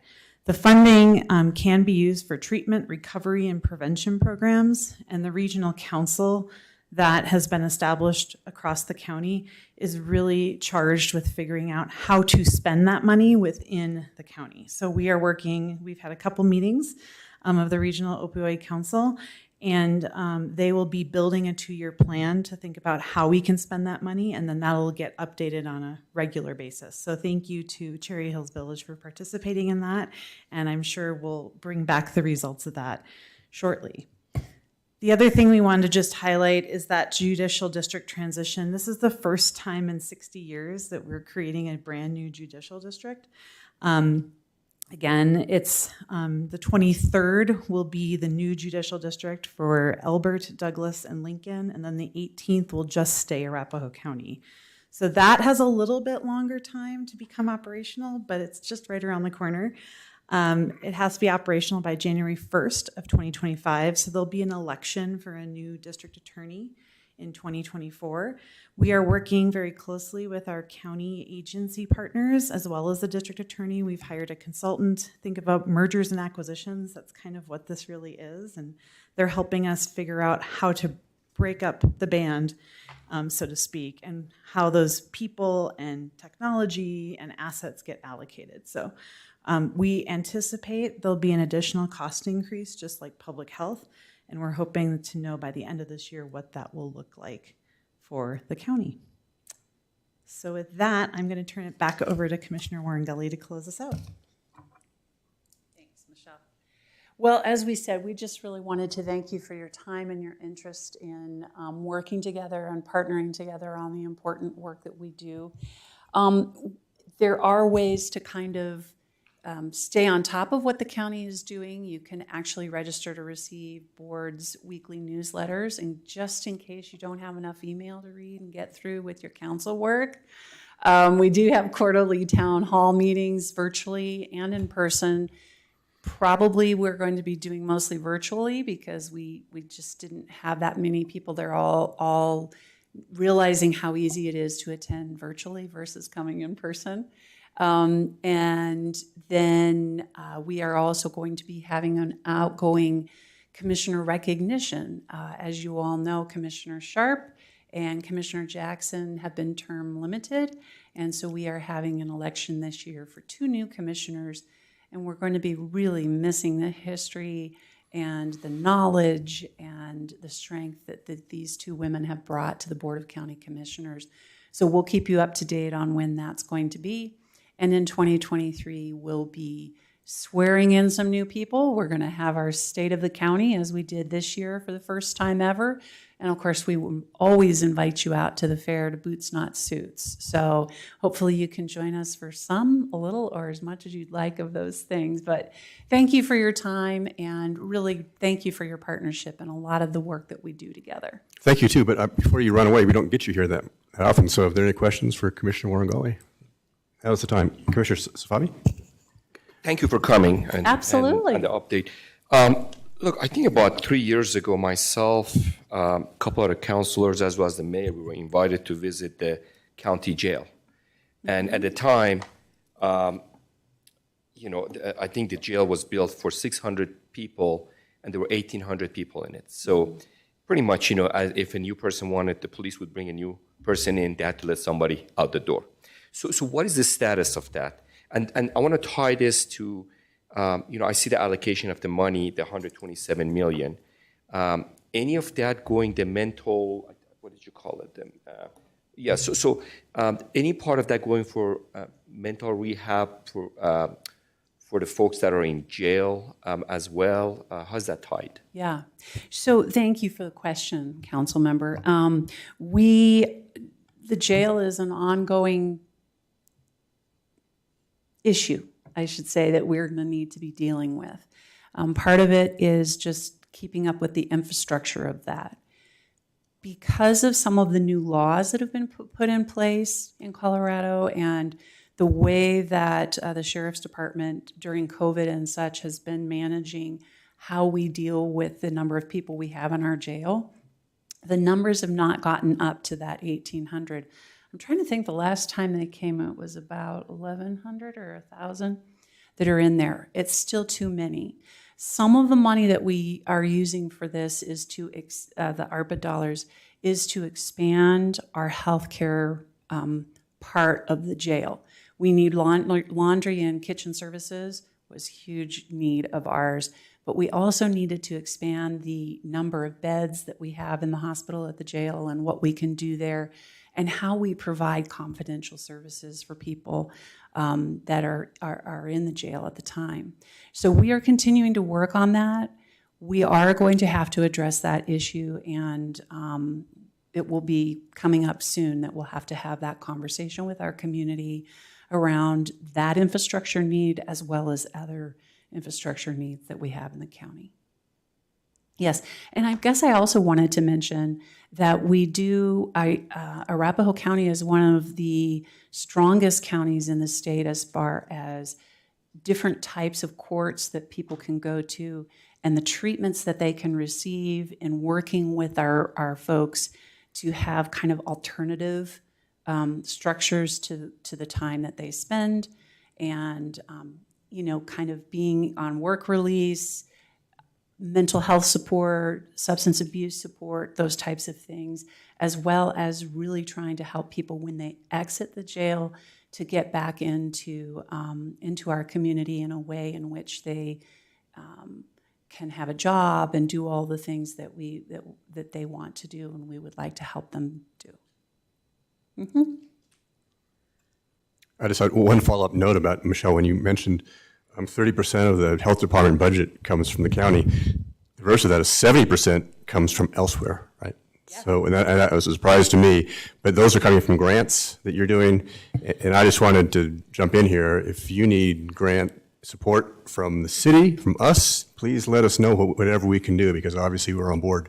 We want to make sure that we get those grants to you and that you're awarded those grants, because I was surprised by that number. That's a big number, 70% of the budget from grants and other outside funding. So Yes, thank you, Mayor, and thank you for your support. A lot of it is state and federal grants, right, that come from the CDC or the Department of Public Health and Environment, but then there are a lot of private grants, and so that's been a big learning curve for, I think, the county to realize that we have to write a lot of those and show them that, you know, we really are ready to go and use the same facilities. And that's, you know, we're trying to do our best. But yes, thank you. We will take you up on that offer.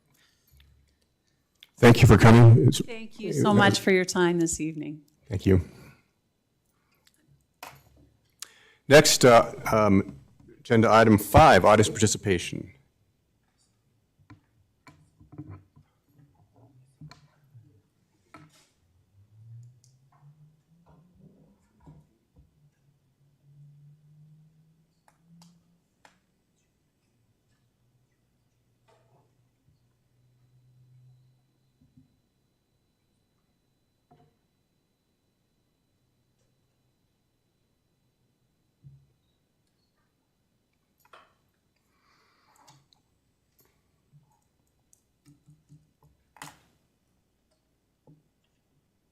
Okay, first up, sign up is Brad W. Katilsky. Is that Brad's not here though? He's Princeton. No. How about Lee? Lee's not here either. I know everybody, I think. Corey. Is this Corey? Oh, Corey Sack, of course. Welcome. Good to see you again. First of all, thank you for letting me speak. Tonight, seeing the schools come in and also the Cherry Hills Village Police Foundation make an agreement with the new chief on some new equipment is the first thing this city's done since the shooting in 2018. My name's Corey Sack. I'm a former Cherry Hills Village police officer, and I was forced to medically retire for my injuries at 7 Sedgwick Drive in 2018. I come here tonight feeling the need to speak on behalf of the citizens of Cherry Hills Village, current and former employees as well. To the members of council in front of me, whom I've had the opportunity of speaking with and having meaningful conversations with, some of these comments are not for you, and I appreciate you. The city of Cherry Hills Village has had a history of being status quo and not wanting to make change. The August 2018 officer-involved shooting on Sedgwick was the first time an officer has been involved in a shooting in the city's history. And unfortunately, that's not going to be the only officer-involved shooting in this city's history. What I observed from Cherry Hills Village Council and leadership was a lack of understanding, a lack of compassion for any kind of injury and being gone from work. I was hired in 2011 and immediately observed how city employees and leadership silenced employees. At the time, City Manager John Patterson and Chief Tovray were great at keeping the employees silent. After my shooting in 2018, any and all human resource meetings were conducted and controlled by Chief Michelle Tovray. Human Resources was there just to witness it. This allowed me to feel like I could not speak about my situation and my family and what we were going through. I want to take note that the only elected city officials to make any effort to show support and get me back to work was Earl and Laura. They paid a visit to the hospital. It wasn't that hard. It's right up the street. I was there for a month. So I want to thank you guys for that. During my 18 months of physical recovery, city officials showed little to no empathy for my actions, and one example was having my 24-hour security pulled while I was a patient at Swedish due to budgetary issues. And to my knowledge, there's not an officer that's been shot in the Denver area who's had security pulled early. It left me and my wife alone in a hospital while there's gang members out there responsible for my shooting, and it wasn't appreciated. As my recovery continued, no current council members reached out. They called me or text me, email me, or come by my home. I didn't get a card for Christmas. I was forced back to work prior to my maximum recovery, or I was put at risk of losing my career with the city. It was my family, my brothers and sisters in blue, and the citizens of Cherry Hills Village who provided me with visits, phone calls, donations, and conversations that kept me going. The conversations and the financial help allowed my family to keep moving. In December 2021, my medical care team advised me that I would no longer be able to continue my career as a police officer, and I turned in a 60-day resignation letter to Chief Tovray. This letter was taken by Chief Tovray, and I was not allowed to turn it into HR. This is just an example of me being silenced. In January 2022, I immediately emailed a resignation letter to Chris Kramer describing a few examples of level of leadership behavior that was causing a toxic work environment. At no time did I get any kind of response except for a couple council members, and I thank you for that. No one's reached out to me to see what ideas or comments could help keep the morale going and the officers happy. Could it be pay? Could it be benefits? Could it be basic treatment? I don't know. We're not going to know. But during my recovery and during the COVID-19 pandemic, I had the opportunity to have tea and dinner and invited into many citizens' homes in Cherry Hills Village. And I can tell you that the citizens of Cherry Hills Village are done living in a status quo community. I would really hope that we could start by getting this ballistic equipment approved. Thank you. Thank you. Next up, Jen Diffendahl.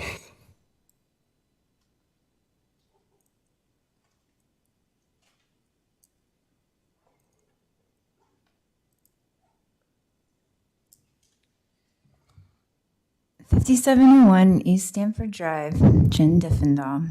I'm here tonight as a resident who is deeply concerned about the misleading language in Resolution 19, Series 2022. This resolution states, without changing the city's existing 3.5% sales tax rate. That statement seems misleading. Our current code has a physical presence clause. We have a February 2nd, 2015 letter from former Finance Director Karen Proctor on the city's website currently that states residents are exempt from remote vendor sales tax. This can only mean that this resolution is extending our physical presence sales tax rate, which is 3.5%, to remote vendor sales tax, which means the council desires a 3.5% increase in remote vendor sales tax. Yet the language says sales tax rate will not change. I want to point out how the city is most likely legally pushing this misleading language.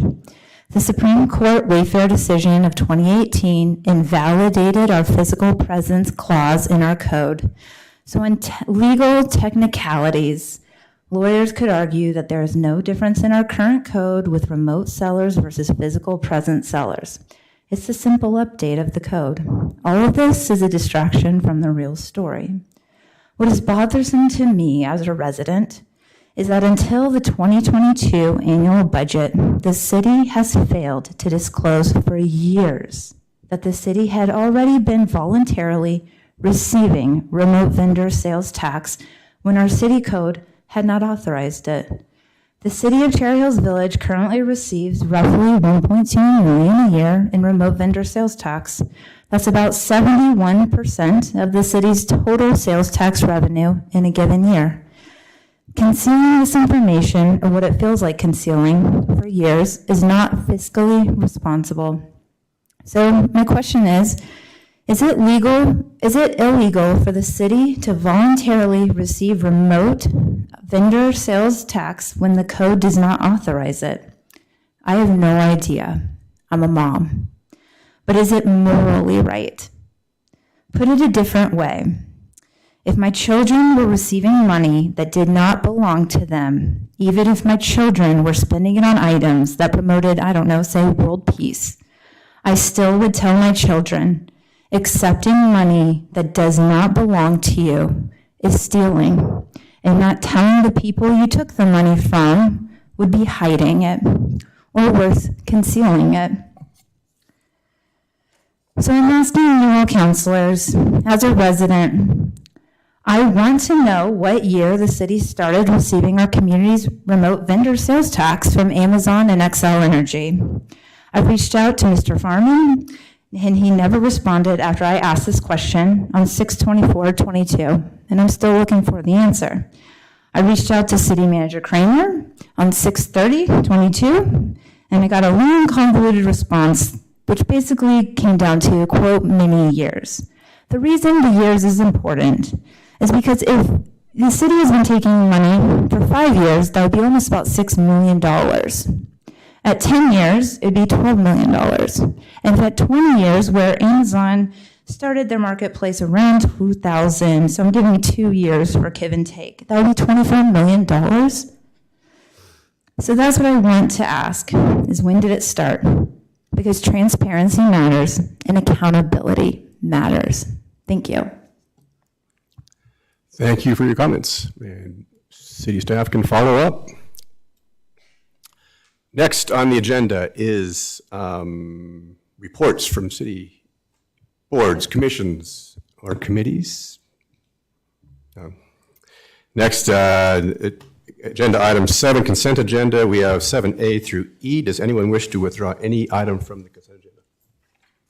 I move to approve the consent agenda. Second. All in favor? Aye. Any opposed? No. Passes unanimously. Next item up is item 9, unfinished business, Council Bill 13, Series 2022, amending Articles 2, 4, and 9 of Chapter 16 of the Municipal Code concerning zoning regulations pertaining to horses and other agricultural activities. And this is first reading, which under rules is simply enough to say whether this is going to go forward. There will be no, the public hearing will be at the second reading of this matter, right? So, Planning Manager Workman, you have the floor. Good evening, Mr. Mayor and members of City Council. Everybody's favorite topic, code amendments. As was just mentioned, the next item on your agenda is Council Bill 13, Series 2022. It's related to some language in the code related to horses and other agricultural activities. As council may recall, there was a series of housekeeping amendments that the Planning and Zoning Commission heard in December of last year. In total, there were 14 amendments across chapters 2, 16, 17, 18, and 20. City Council heard the first reading on those amendments in January of this year and approved all but one of those amendments to move forward. The one amendment, if you recall, was related to accessory structures on lots without a primary structure. At second reading in February of this year, Council heard all those amendments on second reading and approved all but two of those amendments. Those two amendments were essentially related to horses, agricultural activities, and stabling horses. At that time, Council directed that staff, along with former Mayor Chrisman, get together and do an in-depth code analysis related to the language that existed in the code related to those items prior to the modernization in 2019, and then what the current code is, and then bring back a set of comprehensive amendments. And so that's why we're here this evening. So the format of the presentation is going to go a little bit like the staff report that you received last week, which is we'll run through some of the pre-modernization language. I'll run through kind of what the current code says, and then we'll end with what's being proposed to further align current code with previous code. Prior to the land use code amendment or modernization in 2019, there's no land use table. Each zone district was its own section of the code and allowed for uses for the zone district were listed in that section. I do want to read a brief few sentences here from the staff report that you all received. The uses that were allowed in individual residential zone districts were built on the allowed uses in the R1 zone district. This was a typical practice in old zoning ordinances that was called nesting. The industry trend over the last 15 to 20 years has been to move away from this approach to a more graphic approach that is usually in table format. The table approach allows communities to target specific uses for each zone district and change uses in specific zone districts without impacting other zone districts. It's generally believed that the table approach allows for the implementation of the stated purpose of a specific zone district more effectively. So what does that mean? Well, in the pre-modernized code, everything was built off of the allowed uses in the R1 zone district. That language is what's on the slide before you, and the relevant language is what's been bolded. To further, I guess, emphasize that, pre-modernization, Chapter 16 did not have a definition for agriculture or livestock, and since horses are referenced for purposes of boarding, it's logical to assume that horses were considered livestock. By way of illustration, the allowed uses in the R2 and the R3 zone district were the following uses shall be permitted in the R2 or R3 zone district, quote, any use permitted in the R1 2.5 acre residential district. The allowed uses in the R3A zone district were any use permitted in the R1 district except churches, schools, and agriculture. The allowed uses in R4 and R5 were any use permitted in the R1 zone district except agriculture. R1 allowed for the grazing of livestock, provided that no such use shall be permitted if offensive or injurious because of odor, noise, or other nuisance, and that was only allowed as a special exception, which was an old way of saying council had to approve that. In the O2 zone district, agricultural uses and facilities were allowed, including the conservation of agricultural resources and structures, and equestrian uses and facilities when operated by a nonprofit entity, including keeping, raising, and boarding of livestock and horses. Current language in the code, that's where the code made the change to the more modernized table format, and I'll read a little bit from the staff report as well. Changes to within the code modernization were to update allowed uses in different zone districts from a heavily text format that was nested to a more user-friendly, more effective, and more current table format. The document was also made easier to read by replacing long descriptions that provided additional regulations, i.e. the allowed uses in the R1 zone district in the pre-modernized code, for certain standards with independent statements and/or requirements. In an effort to create clarity, the code modernization also added definitions for things like agricultural land uses and livestock. Overall, these are sound principles that would be expected as part of a code modernization. And you've heard us say this before, and we'll say it again.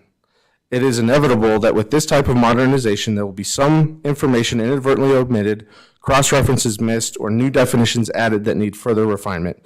Those things are just a reality that's associated with the code modernization. What brings us here this evening is to try and bridge that gap. And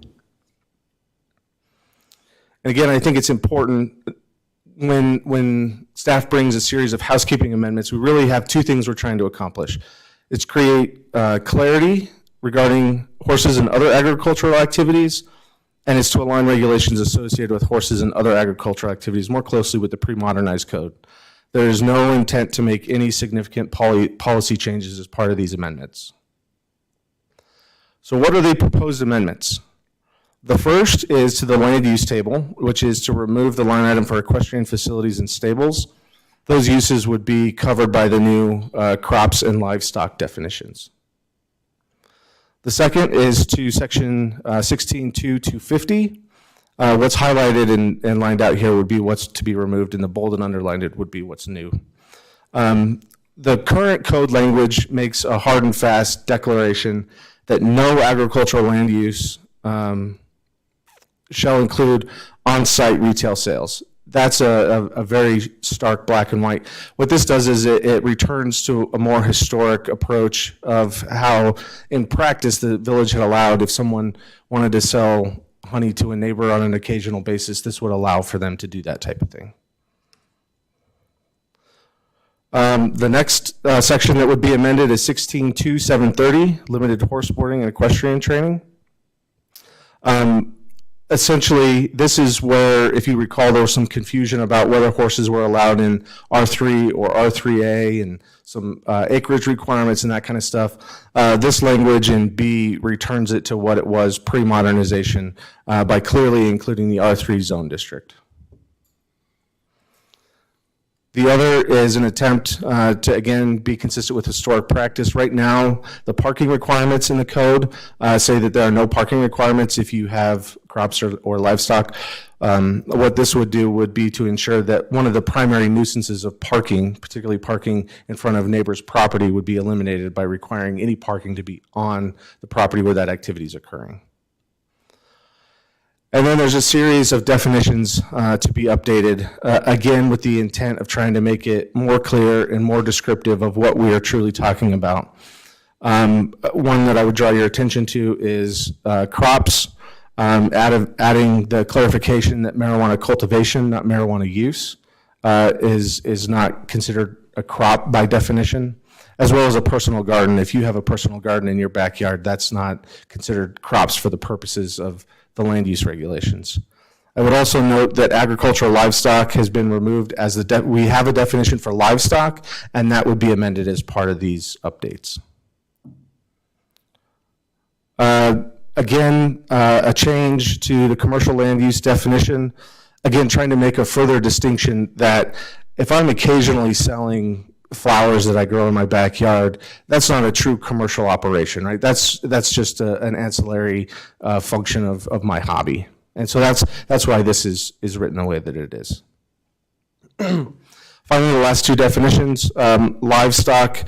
The primary intent of this was to get away from some of the very specific references to animals, i.e. cattle, and replace it with the larger genus, if you will, of bovine. That way, if for some reason we miss, a donkey versus horse, then we're covered, right? It doesn't make that distinction. And then the addition of a personal garden, again, trying to add some clarity related to what constitutes a commercial operation versus what someone may be doing in their backyard. That would conclude staff's presentation. Based on the recommendation from the Planning and Zoning Commission, they recommend that council approve on first reading Council Bill 13, Series 2022, a bill for an ordinance amending Articles 2, 4, 9 of Chapter 16 of the Cherry Hills Village Municipal Code concerning horses and other agricultural activities. That concludes the formal presentation. Staff is available for questions. I would also like to note that former Mayor Chrisman, who was integral in the drafting of this language, we spent hours together coming up with this language, has a few things she'd like to add as well. So with your... Actually, let's ask for staff questions first. Councilor Blum? First, I want to say we really appreciate how you laid this out in a manner that we can all understand it. I mean, even with legal training, it's hard to follow that, and I think you did a great job on that. Thank you. You and Laura, whoever worked on this. I do have one question, and it's kind of off the edge. What is silviculture or viviculture? If you could define those two terms. I have no idea what they mean. Silviculture is trees, and viticulture is like grapes for wine. Yeah, thank you. Thank you. Now I understand that. We will soon see a viticulture in your backyard, is what I'm hearing. Councilor Gallagher? Laura, thank you very much for investing the time and effort in this project, working with Paul directly. Great job, both of you. It's so much easier to understand. Councilor Brown? Yeah, I would just echo and want to be very clear that, there was never any intention to outlaw horses in Cherry Hills Village. I want to be very, very clear about that. Councilor Wheel? Well, I share my thanks with the other counselors. It's a great effort and a big step forward. I think on page 24, item F, maybe a typo. As a person with dyslexia, I read things 4 or 5 times sometimes, but this time I think I trust the print rather than myself, but I think that you may want car instead of care there. Where's that, sir? F, line 2, sale of a single used care. I think you mean car. Page 2? Page Page 4. Oh. Page 4. Item F. So did I. Yeah, single use. Right. Car. Single car? Car, yeah. Maybe automobile. It's not a big. Good, that was intentional, just to see if we were reading. Everybody was reading the packet in detail, so that's right. And Randy. Thank you, sir. Thanks, but great job. Councilor Safavi? I found the exact mistake. I just want to Good work, sir. Good work. That's just because. Great job. I even understand this. Next time I'm calling you first, and then you can. All right, I'll allow, Laura, if you have anything to say, you're welcome to. Laura Crispin, 18 Cherry Lane Drive. I just want to thank all of you for giving me the opportunity to work with Paul. He's an amazing person. This was a very difficult project. We had the old code, we had the new code, we go back and forth. And he's a great guy. Chris was supportive, and that's all I wanted to say. Thank you. Thank you, Laura, for your appreciate efforts. that. All right, I'll entertain a motion then. I move to approve on first reading Council Bill 13, Series 2022, a bill for an ordinance amending Articles 2, 4, and 9 of Chapter 16 of the Cherry Hills Village Municipal Code concerning horses and other agricultural activities. Second. About the same time. Who wants it? Mike, Councilor Gallagher, since he's senior, gets the second. Any further discussion? If not, roll call, please, Laura.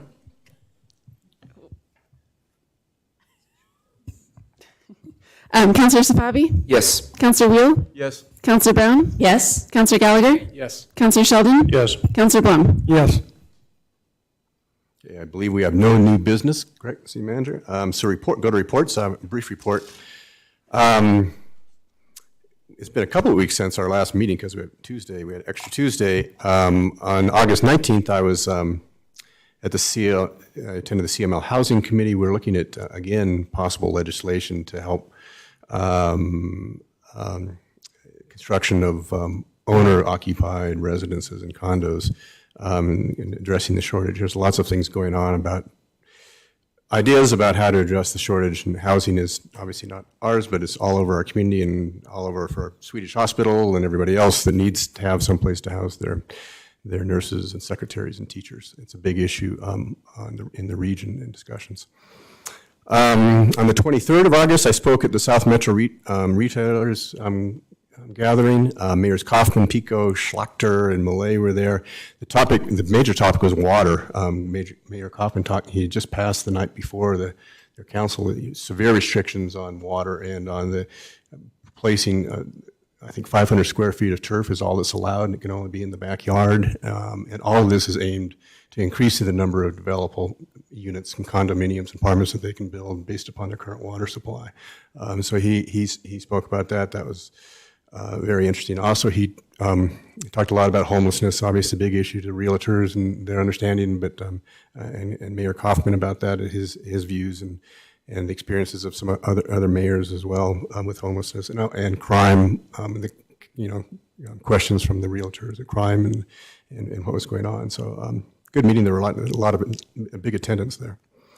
On the 23rd, I attended the reopening of Harmony Park with Commissioner Warren Gully, and that's something in Sheridan. That's another Arapahoe County open space and trail project, but it's very nice now. On the 25th, I wanted to report that I met with Denver Water Tom Rood regarding transfer to CML, or transfer to the Cherry Hills Village, eventual transfer to Village of the responsibility for maintaining the Highline Canal and the timeline for that. That was generally it. I reported back to the city manager that conversation. It's going to come up because the lease for that property is going to come due in October. So Mr. Rood said expect some suggestions for changes to that. It's all negotiable about, the timeline. They're not immediately, but clearly Denver Water wants, some commitment that they won't be there forever and that we will at some point take it over. So we'll deal with that when we get it and see what their suggestions are.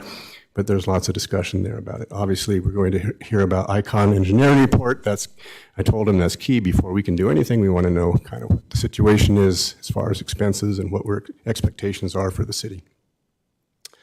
On the 26th, I met with the Highline Canal Conservancy for a walk inside the canal, and Shannon Carter was there. That was kind of the board members of the Conservancy. And Harriet's point was, everybody shouldn't think of the canal as only 15 or 20 feet wide. I mean, it's 150 feet, right?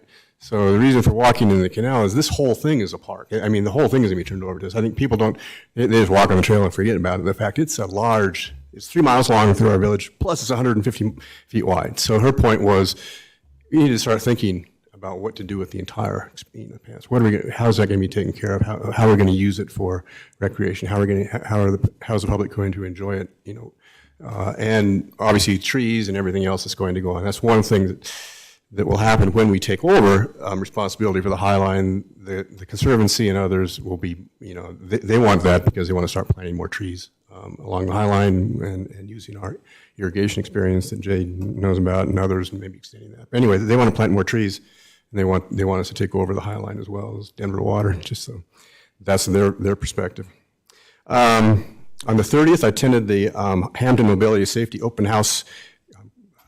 Earl was there, and Councilor Wheel was there. Thanks for coming, because it was good. Power in numbers about what's going on there. Could be a lot of money spent on Hampden. We really want to be, kind of make sure that those changes that are coming protect us, and that it increases the mobility and for Hampden, and does not increase cut-through traffic and reduces cut-through traffic or prohibits cut-through traffic through the village. Big issue, and they understand it. They know. We talked to met the major planning, or the head guy there who's doing all the planning. He knows it. I mean, he's well aware of the times when there's cut-through traffic through Carr Boulevard because Hampden's backed up. So fixing Hampden and fixing it, making it more, making mobility better along Hampden's going to help, should help us. But we just need to be, there's lots of potentials there for closing off streets. I mean, how it's going to be done, lots of, everything's open for discussion. So it's a big project, and really we ought to be paying attention to pretty closely. And I know they're going to have more meetings. That's not the end, and then come up with some plans. So we'll wait and see. I did attend on September 1st. I did attend the opioid settlement committee that Commissioner Warren Gully was talking about. A lot of money. Our contribution isn't very much. It's less than $100,000, I think. But we've opted out of spending. We had the right to opt out and spend it on our own, but clearly we wouldn't have that. So there's power in numbers. Most of the communities around us have all opted out and given the money to this committee, so then we can do more with everybody together. We can use the money more effectively for big projects that may need to be done. Aurora's opted out, obviously, because they're huge and they've got their own thing as well. But it's a lot of money, and we can put it to good use. And there's really not a lot of constraints on what we can use it for. That's about it. Obviously, the Sunday is Mr. Griffin, everybody should come to the police to the car show. That's a big thing. Oh, and then on what is it on Friday? Remind me. The Shareback ceremony. Oh, and we will be well represented from Cherry Hills Village. I think we're going to have multiple folks there, so I look forward to it. I forgot that, but I have a speaking part of that. So I shouldn't forget. So that's going to be at Greenwood Village. Everybody's welcome to Shareback. Well, I don't know. Yeah, I think we have room at the table. If anybody wants to come, I guess the city, we have a table. I'll be at the county table. but the city has a table. We'll make sure that you can come. Just let me know if you want to go, if you want to attend the share back. Is it? We don't have a table, but we can RSVP still for anybody that wants to come. I think we've RSVP'd for 5 or 6 of us, so. That's good. Yeah, I'll make sure that you can all, I know the county has lots of seats available. That's my report. Councilor Blum. First, I got a question on this cell coverage meeting. Are we meeting this Thursday? We are. Is that a live meeting here? Yes. Okay, great. Because I never got anything back on that. The second thing is Doug has stepped into some major shoes and has done a great job on the budget that we worked on with a new system. I think hats off to you, Doug, on that. I think we're going to be well prepared when the budget comes up for final discussion.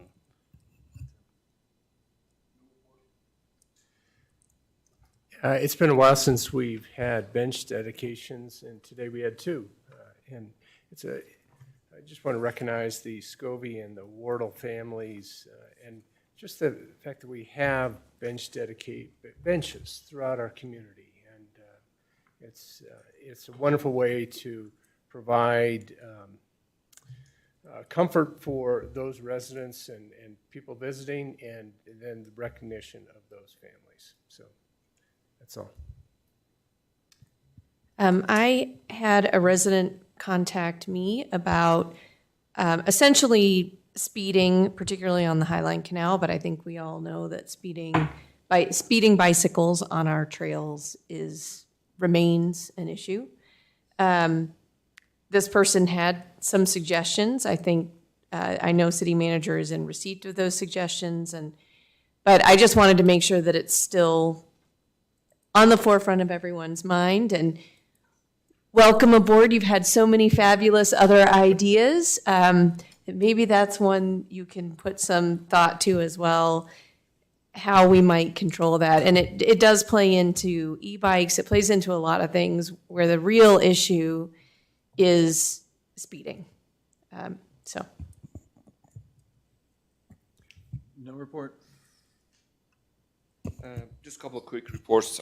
First of all, thank you, Chief and Commander. I had an opportunity to meet with them for about an hour last week, reviewing the budget. I'm actually excited for you, when the time is right, to present to the rest of the folks about modernizing our equipment. Things that are definitely needed, and there are things that it's good to have. So the Chief will review that with you when obviously everything is put together. I had an opportunity to meet last week spent a good couple of hours with the Colorado Biosciences Association President, Elise Blazevich. Really exciting time for Colorado. Last year, there were 750 biotech in Colorado. This year, 900. Last year, $2.4 billion of biotech money came to Colorado. Also met with various folks, President, as well as chancellors at CU Boulder, CU Denver, CU Metropolitan. A lot of activities going on, and I think Colorado could be number 5 in the nation in about 10 years in biotechnology. And by the way, that tax money is going to surpass the marijuana tax money by a bazillion. So this is really exciting for me, what's happening here. To be continued, but very, very exciting conversation going on throughout the state, anyway from Loveland to Fort Collins to you name it, to Aurora. I mean, it's all over the state what is happening. So with that, that's all from me. City Manager. Start with the Chief. Thank you. Just real quick, I wanted to provide a quick update on the hiring and promotion of police personnel. We are in the middle of a hiring process for a police officer. We have some outstanding candidates that are working their way through that selection process. It's very exciting for the city. Effective Monday, the 12th, next Monday, I have hired, and as a supervisor, as a sergeant, a candidate from the Anaheim, California Police Department. 20 years of service with Anaheim, 8 years as a sergeant, 7 years active duty Air Force as a security forces member before that. So nearly 30 years in public service. highly qualified candidate. He will be assuming the role of patrol sergeant. 2 days later, on the 14th, I have promoted and will be effective the promotion of John Norman Flom to the rank of sergeant as well. So 2 new supervisors within the organization, and excited for their contributions. That's it for me. Thank you. Just very briefly to address the bicycle speeding issue. So we are continuing to work with PTRC to finish adding more sets of signs to our bridle trails that are related to rules and speeding and speed limits. So those are on their way, and we also have more signs coming along the Highline Canal that will also have the rules, including announcing when passing, which is something that I am hearing a lot of, that people are getting startled. So we're continuing in the Parks Department to try to address the issue, but we know it's an ongoing issue.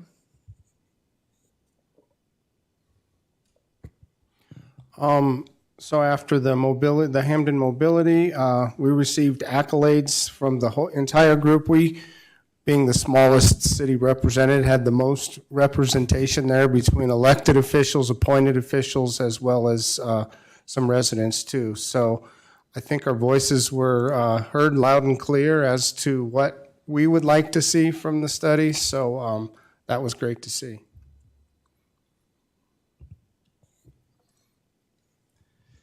Just a couple of minor things as a precursor to next month's 2023 budget discussion.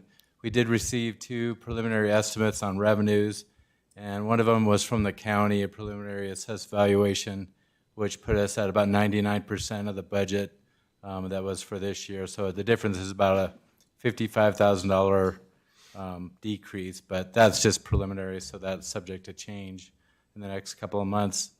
And then we did receive the Highway Users Tax Fund estimate from CML, the Colorado Municipal League, and they usually come out with a pretty rough estimate, but that was about equal to this year's budget as well. But they did say the fees, those are state collected taxes and fees, will be increasing over the next few years, so we'll be able to program those into the long-term financial forecast. So a bit of good news there.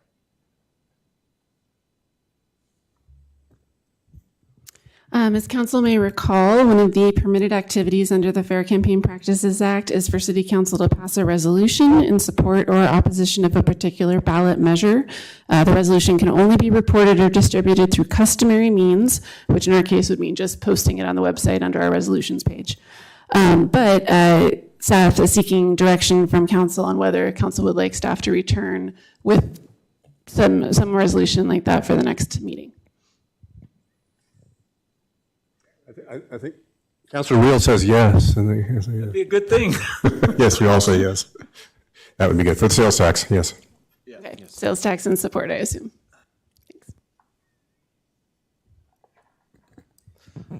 Just an update for council. Last week, we did interview 4 engineering firms in response to our engineering services RFP. We have internally selected a candidate we'd like to move forward with contract negotiations. Not at a point yet to announce that, as I have not informed those that we will not invite to move forward. Not all of those folks have been told that, but as soon as we are able, we'll share who that is with you all. I think for the first time since I've been in this seat, I have no report. Wow. Mark it down. Adjourn. before he thinks of something. All right. All right, there's a motion to adjourn. Do you have a second? Move to adjourn. Second. There you go. We're adjourned. We'll see you next time.